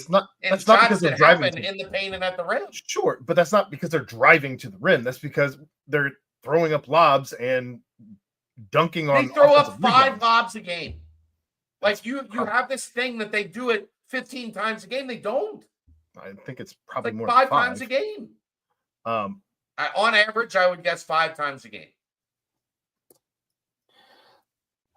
Anyway, one thing look, it's okay to have that stance, but the numbers show it's not possible for them to drive into the rim, score at the rim much more than they're already doing. You can drive more than shooting 25 threes, of which you're only making 5. That's terrible. The Arizona defense is designed to do that. Right. And Arizona only shot 14 threes because they know that they don't shoot threes well. This team doesn't shoot threes well. Okay, but they didn't shoot twos well in that. Arizona's entire defensive philosophy is to crowd the lane, take away good looks from 2, and force you to make threes to get them out of it. Well, just because you can run your head into the wall doesn't mean you should. The answer to your question, Ryan, is I think they should drive to the hoop more. The reality is it's not humanly possible to drive a whole lot more than what they're doing if they're not going to make outside shots to stretch the defense. Teams are just going to stand there with their 7-footers and 6'10" guys and wait for you to come to the rim and alter or block your shot. I do have one. What you want. I would love for them to drive and make layups all game. But I'd even be okay if they didn't make it and got the foul. I don't think they're getting to the line enough, truthfully. And that's a whole different discussion. No. But Dylan is the only one not shooting from the free throw line well right now. And then when they get to the line, we kind of suck there too. And it's just no, Dylan. just Dylan. It's just Dylan, Ryan. Well, I think what do we shoot? I had the numbers pulled up. We're Because bottom Dylan third was of the 0 league. for 5. He's, When one guy goes 0 for 5, he's outlined the stats. Yeah, we were 12 of 23. He was 0 for 5. Without Dylan, you're 12 of 18. 67% is a lot better than 52. fair. I mean, and the other one was Aziz missed 2 free throws after somebody elbowed him in the back of the head. Yeah, maybe he was concussed. He didn't see the rim. I mean, Ryan, we're going to put you in a fan, and then immediately after, you're going to have to shoot 2 free throws, and we're going to see how it goes. You don't want to know. Yeah, I mean, it is pretty crazy looking at the stats. Every player outside of Dylan is 64% or higher from the line, which is not bad. And then you've got CMOS and Dan at 82 or higher, Day at 77, but Hickman and Betsy, but they don't shoot that many. They're kind of pretty rough. But here's one thing that I never thought I would say is that Dylan Mitchell is shooting a higher percentage from 3 at decent volume than he is at the line, which is just nuts to think about. Nuts. But one last gripe about the drive, and then Roy, I want to take it back down. The lob, man. I love the lob when it works, but when it doesn't, it really pisses you off. A lot of the times, it does seem like certain players drive, and then immediately, instead of looking at the rim, they're looking for the lob. And when you play teams like you're going to play in the Big 12, you're throwing this lob up against 6'10" to 7 foot with long arms, and it's not there as much as it was during the non-con. And so I want them to be a little bit more, not always looking for that. I think the one you're talking about clearly in the Arizona game, Visar Jizzle right comes there. downhill, Yeah, and they throw the lob, and Vesser, never came to Jizzle. Like, you throw that lob when the center commits. Yeah, right. When he goes to the guard, then you throw the lob. Yeah, Vesser never committed, but Jizzle committed to the lob. Well, throwing a lob to your 7-footer when their 7-footer is also standing in the same airspace, not a great idea. I think a good way you mentioned the counterpoint of just countering, set. I think you could throw in like a counterpoint here with the lob. I mean, have the guard attack downhill, gonna settle his feet a little bit. He's probably gonna have an open look at the rim, kind of like Aaron said, or have a guy kind of backdoor, like coming on the opposite side of the hoop. You can kind of have another passing option where you can have more bodies, kind of, if you're going to shoot it, another body for a rebound or another backdoor pass or something. Because obviously this lob is, it's a screen attack the rim, and we can all see it coming like immediately. The teams, especially Big 12 teams, they're going to be looking to just, hey, you see this guy coming downhill, don't even run to your man, run to the rim, get your arms up and just affect this play. But yeah, there definitely could be some immediate wrinkles. We can kind of steal like 2 or 3 buckets and then maybe kind of keep them guessing a little bit more, get that lob kind of back in action, because we're so predictable with it right now.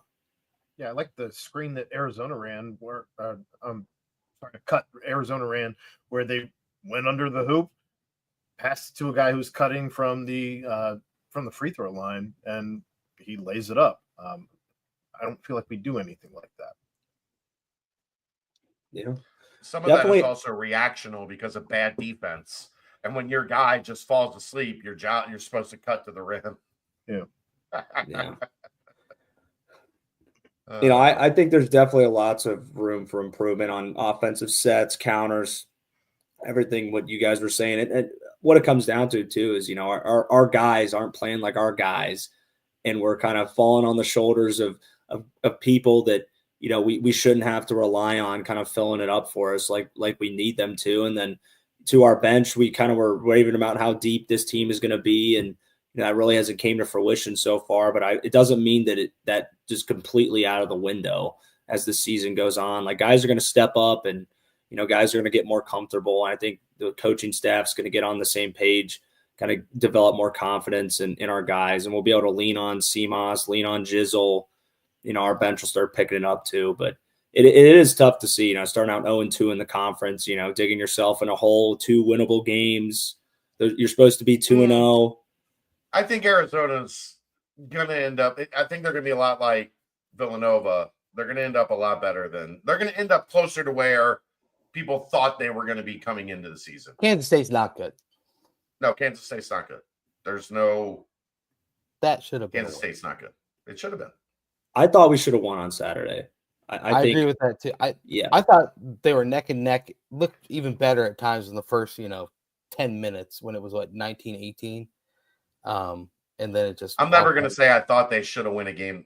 They were down 19 with 13 minutes left. Right. I guess just you're favored. Every metric had you winning the game, and you looked comparative, if not a little better in the first 10 minutes.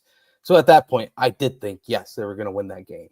And then all hell. If you can bottle up that, the run we went on and played more consistent basketball like that, like we're capable of playing, even when our 2 best players aren't producing, I think, if we play Arizona 10 times, I think we should win 6 or 7 times. And I think that we shouldn't have lost. You don't think so? You think we're 5-5? Really? They have better players. Yeah. I guess we'll have to see how the year plans out then. They haven't won a Big 12 game since Brent moved to Florida.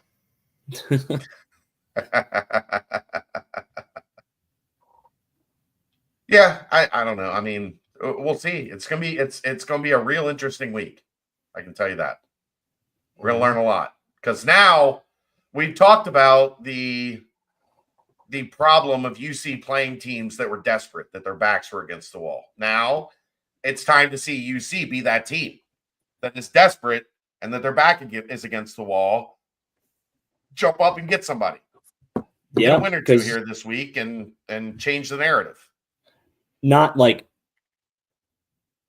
we can't act like we're going to be like, oh yeah, we're going to just win the next 2 games, be even in the Big 12. It's definitely a possibility. We could be sitting here at 0-4 and going on the road and two hard road games back to back.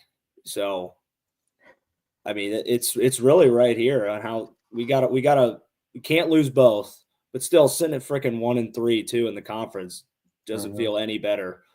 So, but I can't say I'm like, oh yeah, we're gonna have to win these 2 games. It just seems unrealistic to say to pulling off 2, big road wins back to back and evening up the conference record. Well, we do play Kansas at home on Saturday, so that might be. Oh shit! I thought it was at Kansas. No, that's no. Okay. All right, that's a little bit better than going into the fog and trying to take one there. Oh yeah, if we were going into the fog after a road trip to Baylor. Yeah. All right, never mind. Mess that one up. Hard pass. Yes. All right, there's some light at the end of the tunnel. Let's see. All right, one more question. It might be a train, but there is a light at the end of the tunnel. Yeah. Let's just hope it's a beautiful sunset. A lot of happy thoughts. Well, there's 2 suns coming at me. Not just one. Well, does the train only have one light? I don't know. Trains have the old trains did with the cow catchers in front. That was a single light train. I don't know what they got now. Yeah, I'll have to ask my train friend. I haven't stared down a train lately. Yeah. Maybe if we're 0-4, we might have to start beating on the train tracks, and then we can all get an answer for each other. Love it. Heard that. All right, a pivot to football. Just got these 2 new coaches, Braithwaite and Hicks. Kind of which new coach do you guys think is going to have the biggest impact? Kind of predictive question, and then. What group do you think needs the most improvement out of these 2, being the safeties and the corners? I'm gonna say Hicks because his background, he's been some places already, most notably LSU, although they have not been good since Brian Kelly has gotten there. But I think cornerbacks also are the position group that needs to turn it around. You've got to intercept the ball. That is your job, to deflect passes and intercept the ball. I feel like both of those areas have been lacking over the last 2 seasons, and I am really looking forward to a breath of fresh air there.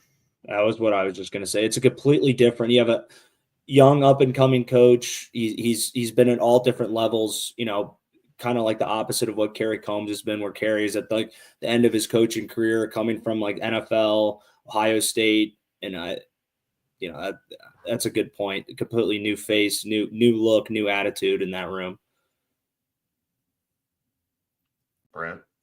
I was gonna say Hicks as well. I mean, everything you hear about him is like a up and comer. He's really shown his chops and has different good teaching methods and whatnot. I just think that this is a group of cornerbacks that, for the most part, you have the couple that are older and will be considered veterans, but then you have that young crop of dudes that just are probably ready to take that next step, and you add in kind of a younger voice into that room. Not that Kerry did anything wrong or whatnot, but you kind of get that a little injection of a little extra juice, I think. And I think with the younger player, that only would help with the development and the buy-in for them to kind of be like, all right, here we go. Let's do this. We got a new vibe, new feel, and hopefully it shows that on the field as well.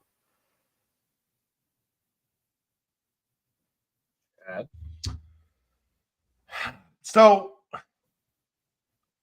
Braithwaite kind of is my gut reaction, just because the importance of safety and having three of them on the field and kind of the way that they use them at all three levels of the defense. But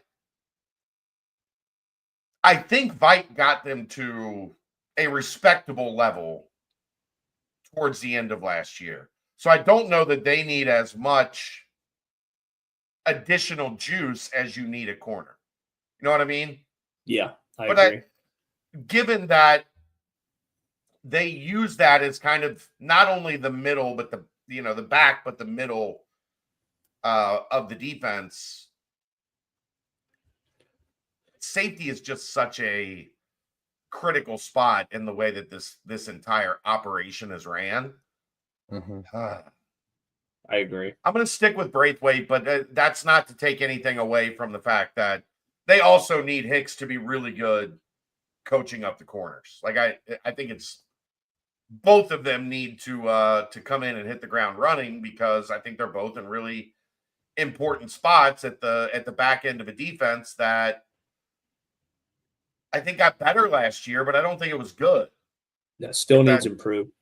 Yeah. Well, both these coaches have an opportunity to play off each other as well, because if the cornerbacks are playing well, then the safety's job is that much easier. If the safeties are playing well, then the cornerback's job is that much easier. So it's kind of a hand-in-hand. It's a hand-in-hand type thing. So if they're both just hitting the ground running, then let's go.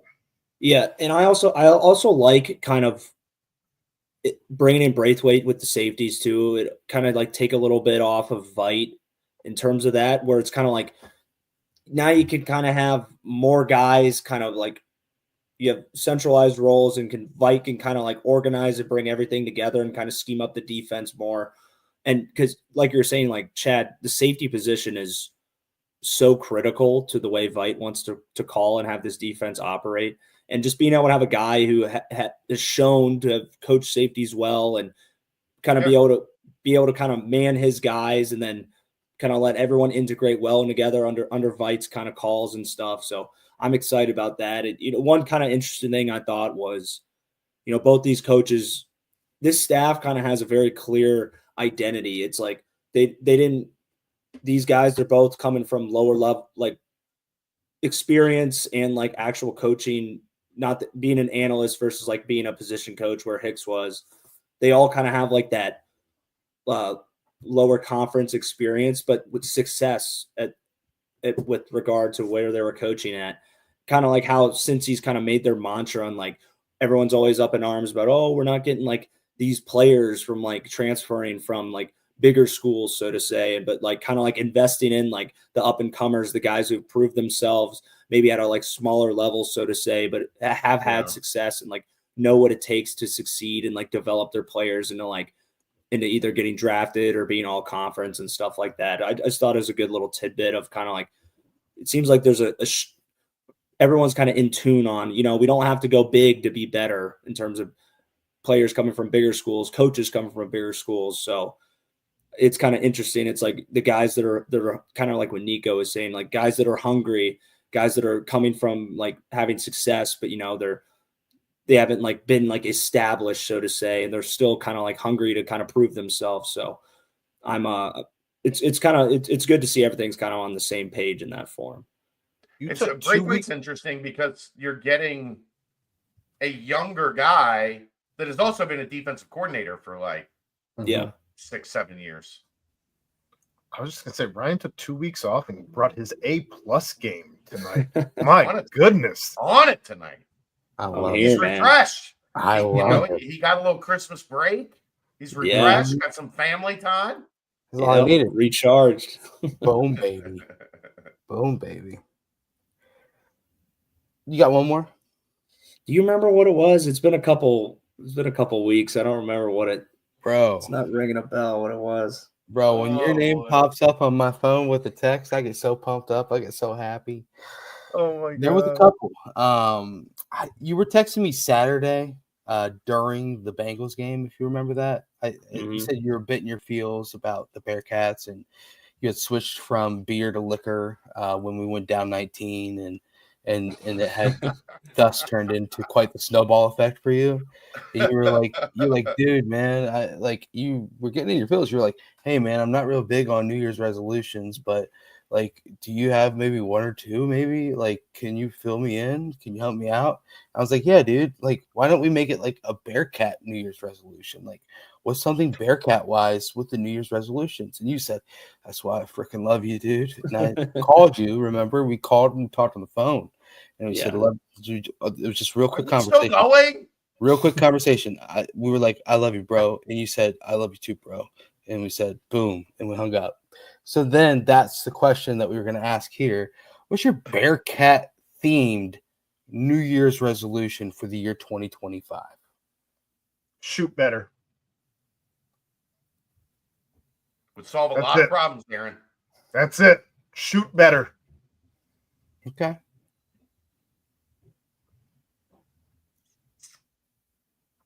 Play better, just in general for football. Like finish. Don't make the critical mistake. Don't do the thing. Like they did the thing. Like we're at the point after 2 years where it happens and you go, they did the thing. Score touchdown. How about that? Score touchdown. No, but I mean like, oh, there's the special teams mistake, or there's the the missed assignment, or there's the fumble, or there's the 15-yard, the killer 15-yard penalty, or the missed field goal. There's the thing. How about in 2025, we just don't do the thing anymore? Quit doing the thing. When Luke was here, we did the thing, but it was how we won the game, right? Like it was like, oh, they did the thing, and it was they were on the other side of it, right? Now they were doing the thing. They did the thing. Oh. Now it's like they did the thing. I love that thing. Ethan Tucker blocked another punt. He did the thing. I love that thing. Right. I love that thing. Now it's quit doing that thing. Yeah. Shit, mine was quit doing the thing. Yeah. Mine was a bit more personalized. There was no live betting during the Bearcat games.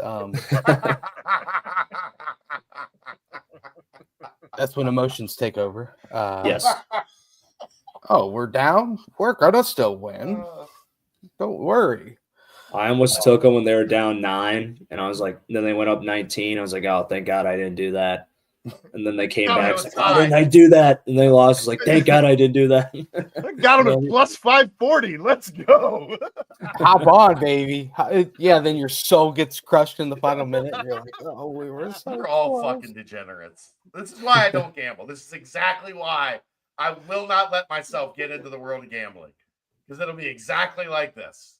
No, but my main one is cheer my little bitty heart out, and then head to wherever that first round game is for the basketball team in the NCAA tournament. There we go. Yep. Roy? Mine would be big time players have to make big time plays in big time moments.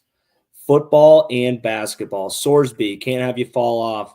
Royer, we got to have you step up and get you the ball. Dante, we need more havoc wreaking plays. We need guys.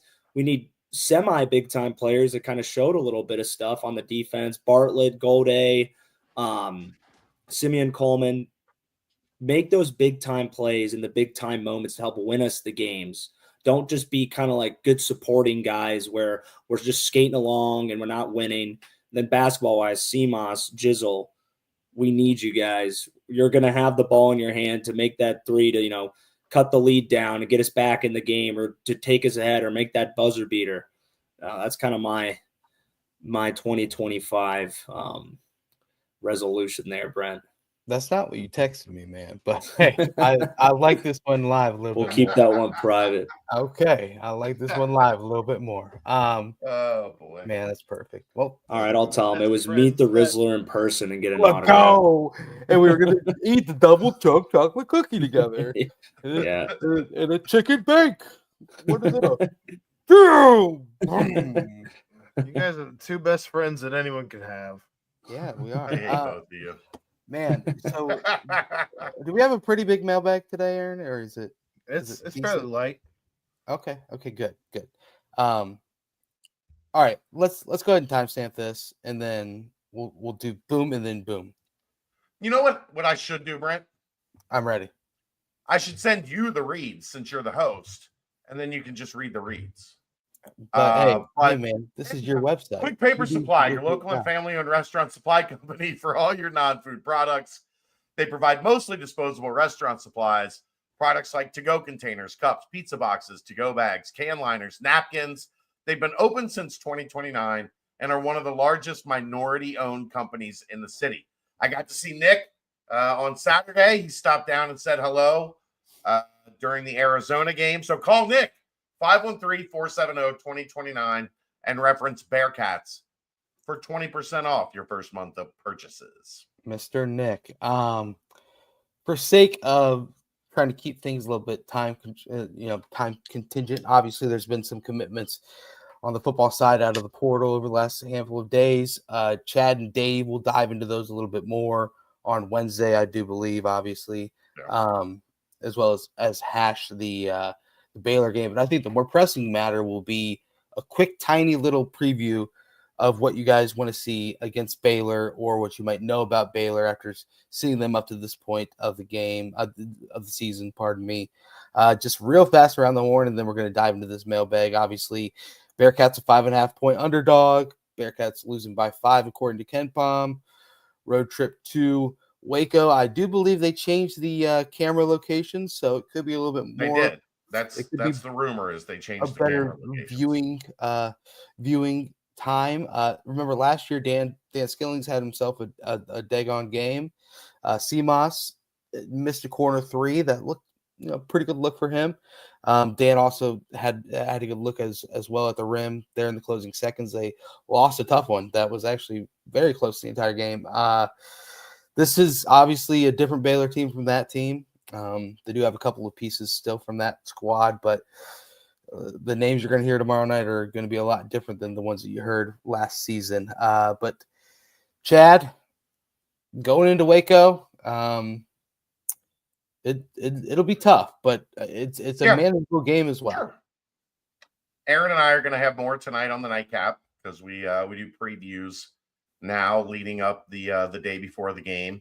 Mm-hmm. But I mean, ultimately, Baylor's really solid on offense, but I think Iowa State showed if you get up under their guards, you can frustrate them, right? And make things a little bit more difficult. Let them not get as in rhythm as they would like to be from the 3-point line, because they've got 3 guys that can just shoot the piss out of it. So, it's not going to be easy. They're going to have to play like the angry team. Play like the team that's kind of cornered. If they do that, I think they've got a shot to win down there. But you're going to need Jizzle and CMOS to get going. And I'm not smart enough to have like the full answer. Is it on the coaches? Is it on the players? Is it a combination of both? It's usually a combination of both. But what it comes down to is this team will win at the win opportunities at the top of their league if their best players play like their best players. If they don't, they're probably going to lose a bunch of close games. Aaron, you wanna add anything or save it for the nightcap? I mean, my takes are usually pretty limited on this stuff, so I'm gonna go ahead and save it for the nightcap. All right, Royer, anything on the game tomorrow night?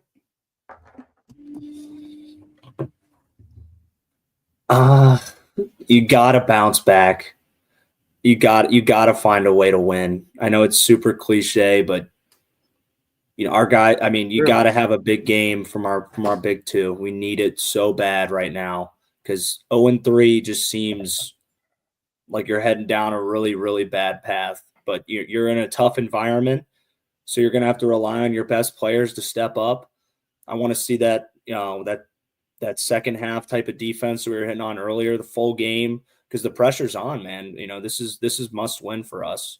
I think if we win this game, it kind of sets us back on track. So rely on our cultural defense and toughness and rebounding, and we got to have our guys step up. Yeah, I agree. I want to see some just offense. Show me some spark, please. There's only been 5 games that the team has scored less than 76 points, and that came against the 5 teams that have a pulse, if you will: Xavier, Dayton, Villanova, Kansas State, and of course Arizona. In those games as well, to go back to your 3-point shooting, Ryan, that you're mentioning, they're shooting 33 of 119 in those 5 games. That's 27.7%. And you take into account Simas Lukosius in those 5 games, he's 8 for 34, 23.5%. Simas played half of the Big 12 season, a little bit more than half of the Big 12 season last year, making 44% from his threes on high volume. So the ability is there to get the man open, get his shot falling, get the offense a little bit more well-rounded. I want to see a little bit of that because this Baylor team does they hit threes at a high clip, but they also do give up threes at a very high clip. They're 349th in the country, allowing opponents to shoot 38.3% from 3. Wasn't Arizona really bad at that too, though? Yes, and they gave up a bunch of open 3-pointers, and Cincinnati missed them. They shot 25 and only made 5, Aaron. So make 5 more, and all of a sudden they're looking, like they have the ability to do that. Is what I guess is what I'm saying. But a team that gives up 38.3%, 349th in the country, that's horrible. And then of course that's 28% of the opponent's points coming from the 3-point line so far against Baylor, a team that has lost 4 games on the year against all really good teams, but still 4 losses on the season. And one probably should have been a loss against St. John's, but that was a wild game. See if you can have some of those threes fall. You're going to get open looks if the team's giving up that sort of percentages to the teams they played so far. Show me something offensively, please. Make the open looks. Right. Exactly. Exactly. All right, real quick, Aaron. Let's do this mailbag. Let's speed through it. We'll do the quick hitter version of the mailbag. Sure, because that never happens. The mailbag 2025. If you want to sponsor something, mailbag's still looking for that sponsor. It could be you. Insert your read here. That said, start off in the football portion of the mailbag. Best Bearcat snow game / college football snow game. I mean, it's Pike to Ben's Pitt, right? Has to be. Absolutely. 100%. Don't know that there's another answer. He knew that. College football snow game, I'll still go Pike to Ben's because I was there and it was snowing and I was cold as shit. Yeah. Roy, I don't really remember you guys having any snow games. I don't believe we did. Just cold crap weather games. Yeah. Right. But absolutely freezing, but no snow. Right.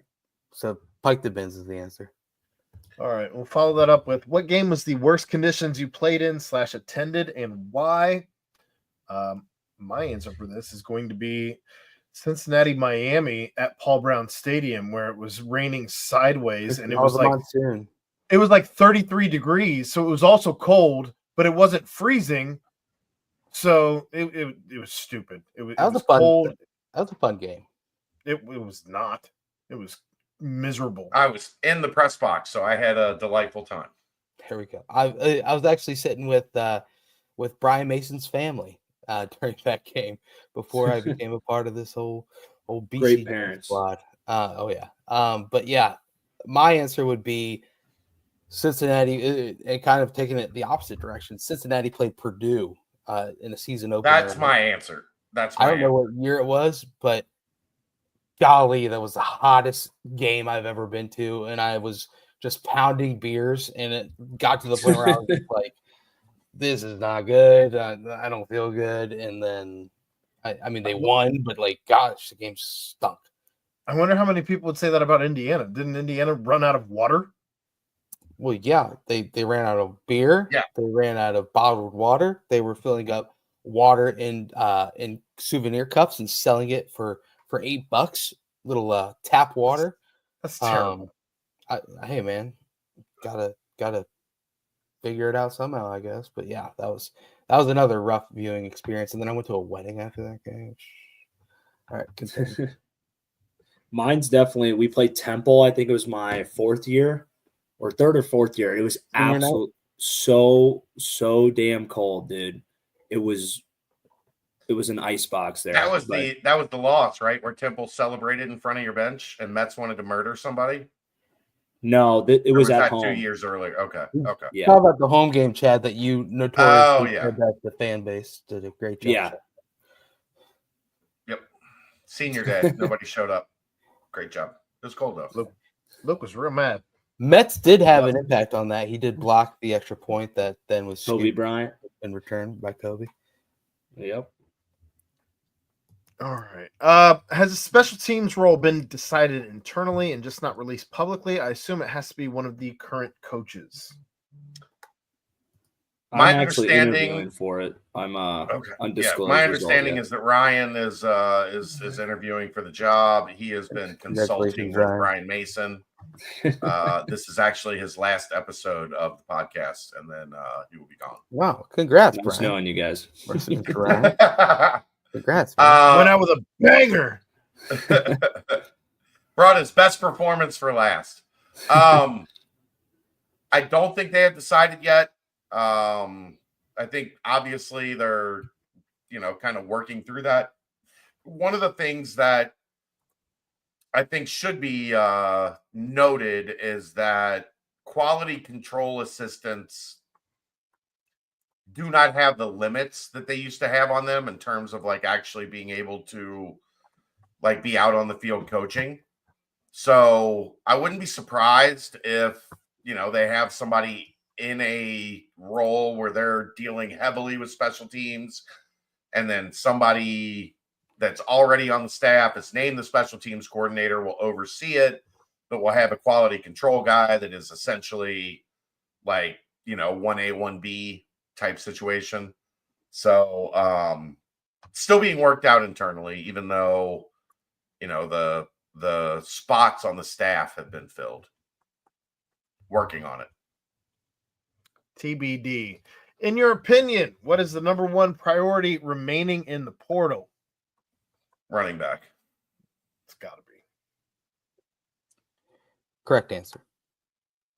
All right. Running back across the boards. Drew, 1931.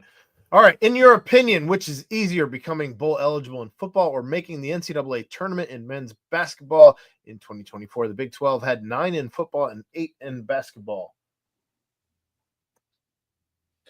It's easier to get bowl eligible. Like, you just have to win 6 games. Like, if I had my way, personally, 7 should be the limit for bowl games. Like, you have to have a winning record. You have to be 7-5 to end the season to get in a bowl game. The only reason I think it's open to 6-6 is because there's not enough teams that finish with a winning record to fill the 80 bowl slots that there are in college football right now.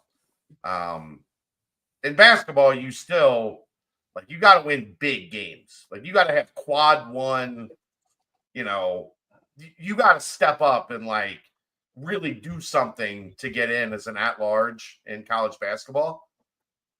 In football, if your schedule breaks right in conference, You don't have to beat a great team to get to 6 wins and play in a bowl game. So football. Brent? Yeah, I agree. 6 wins is not truly difficult, especially when you can factor in an FCS win and a couple of easier non-con wins.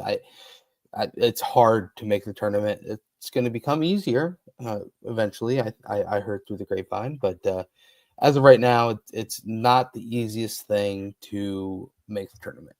Just look at what has happened the last handful of years. So, yeah, the answer is football. Agreed. I agree as well. I think we're all in agreement. And the last question, the football portion of the mailbag. Anything to read in taking more one-year transfers this year? Go ahead. Well, didn't the NCAA say they're looking into giving a 5th year of eligibility to everyone in all sports? So does 1 year even matter anymore? Who knows?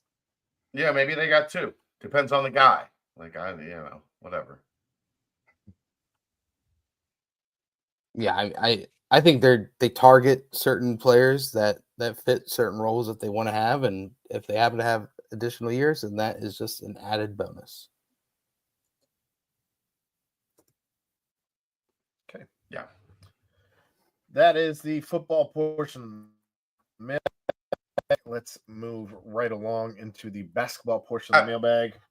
I did one other thing popped into my head. They got to win now, by the way. Got to win now. So if you think a couple 1-year transfers are going to help you do that, bring in some 1-year transfers. Sat might be on a warm seat.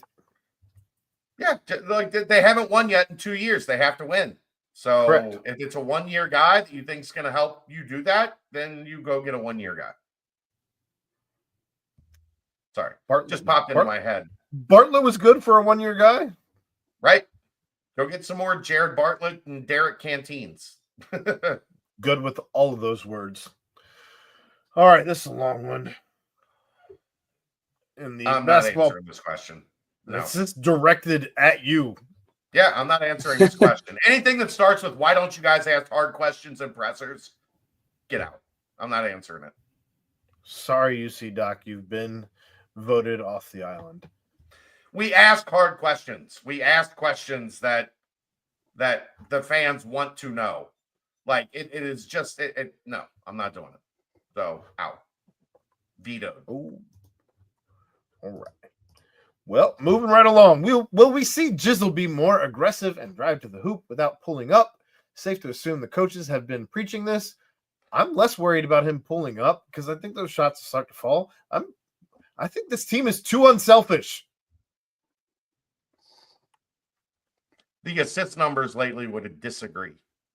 Well, they're just not. They're not. They're also not a good passing team. So you're not a good passing team, but you're also unselfish. Shoot more.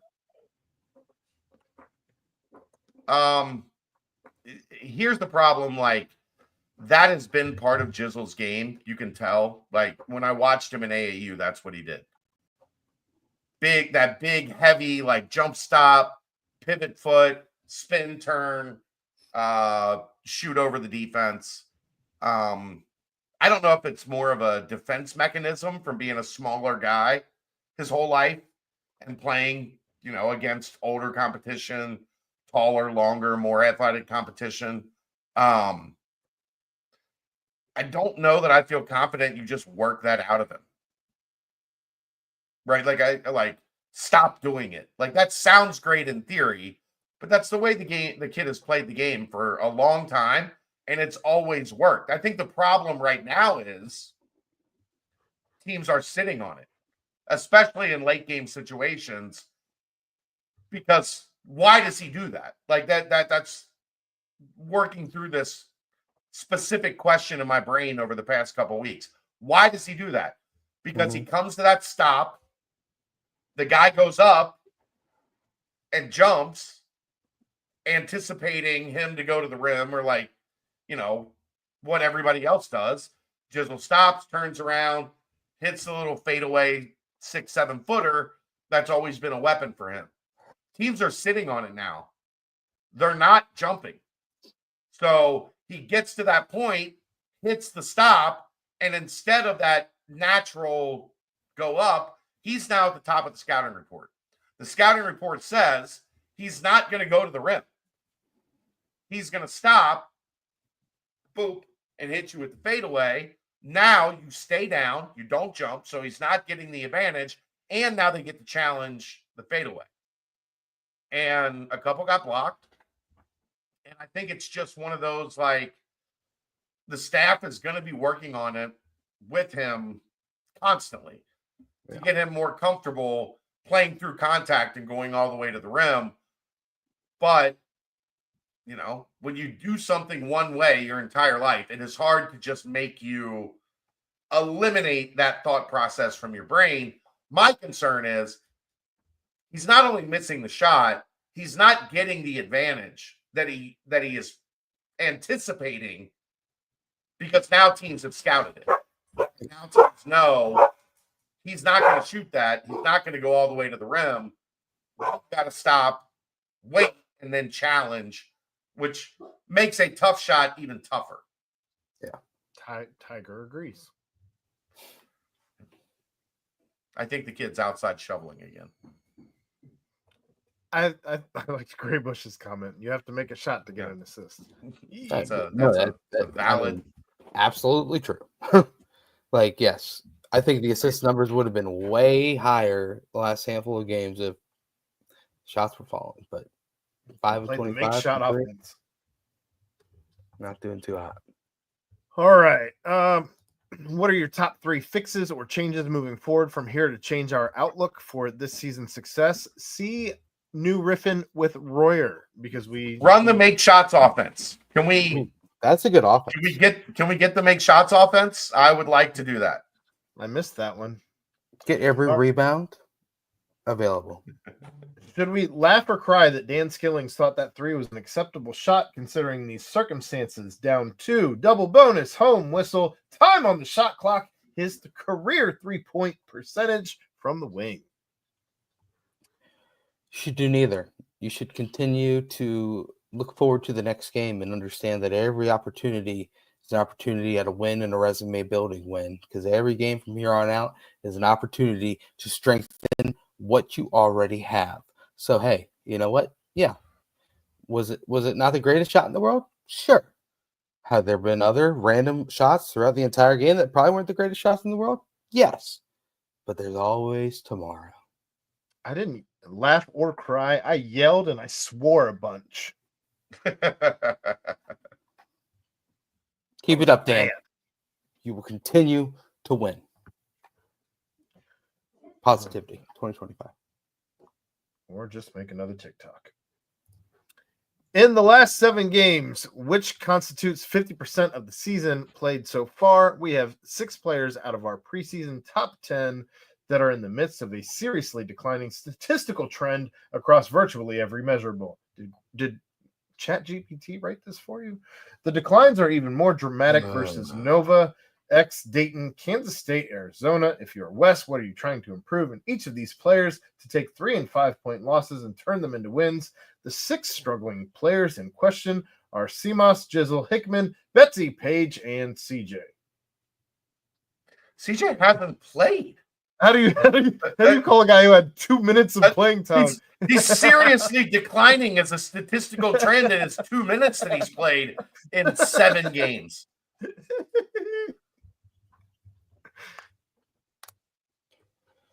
Killer V, you broke Chad. You broke him.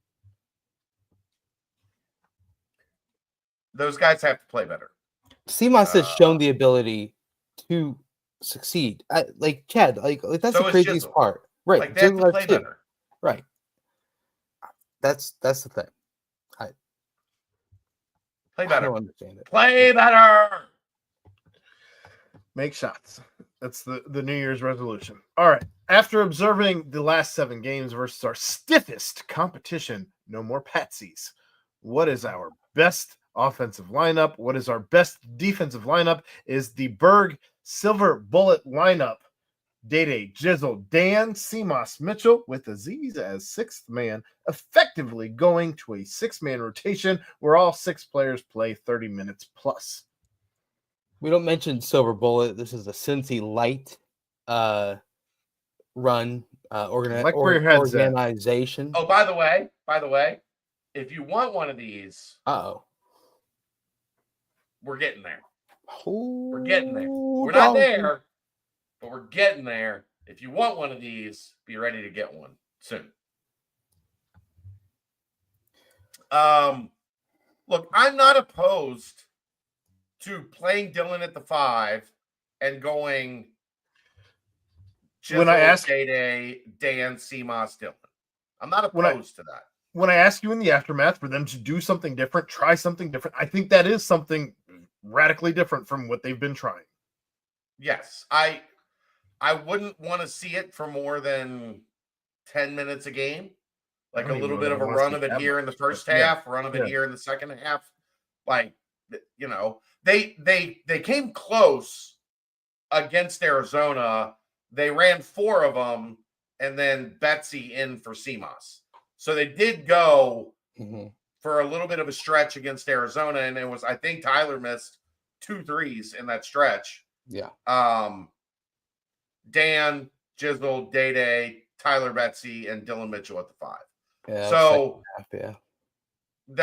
And it, you know, it helped give them a spark. It gave them a little bit more, you know, but look, if you don't appreciate what Aziz has done, Man. I don't know what to tell you. That guy's played his ass off, and they're not going to play 6 guys 30 minutes with 2 games a week for the next 9 weeks. Aziz is a damn warrior. He is a damn warrior. You need Tyler Betsy, Connor Hickman, Arrington Page to give you some minutes. Something. They don't have to give you major minutes. Right. But they need to give you some minutes, and they need to be productive. They need to not just be placeholders when you put them out there.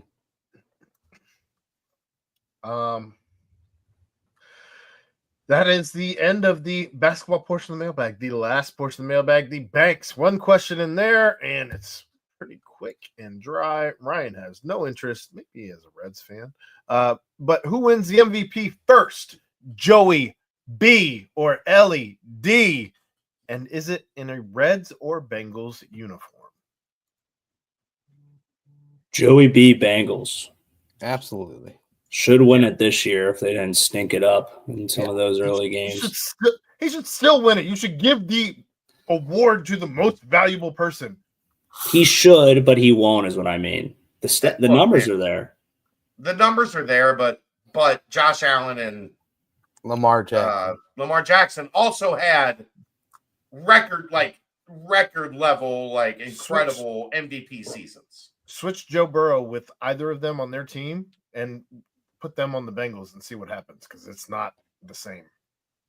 I disagree. I think both of them would still be great quarterbacks with the Bengals offense.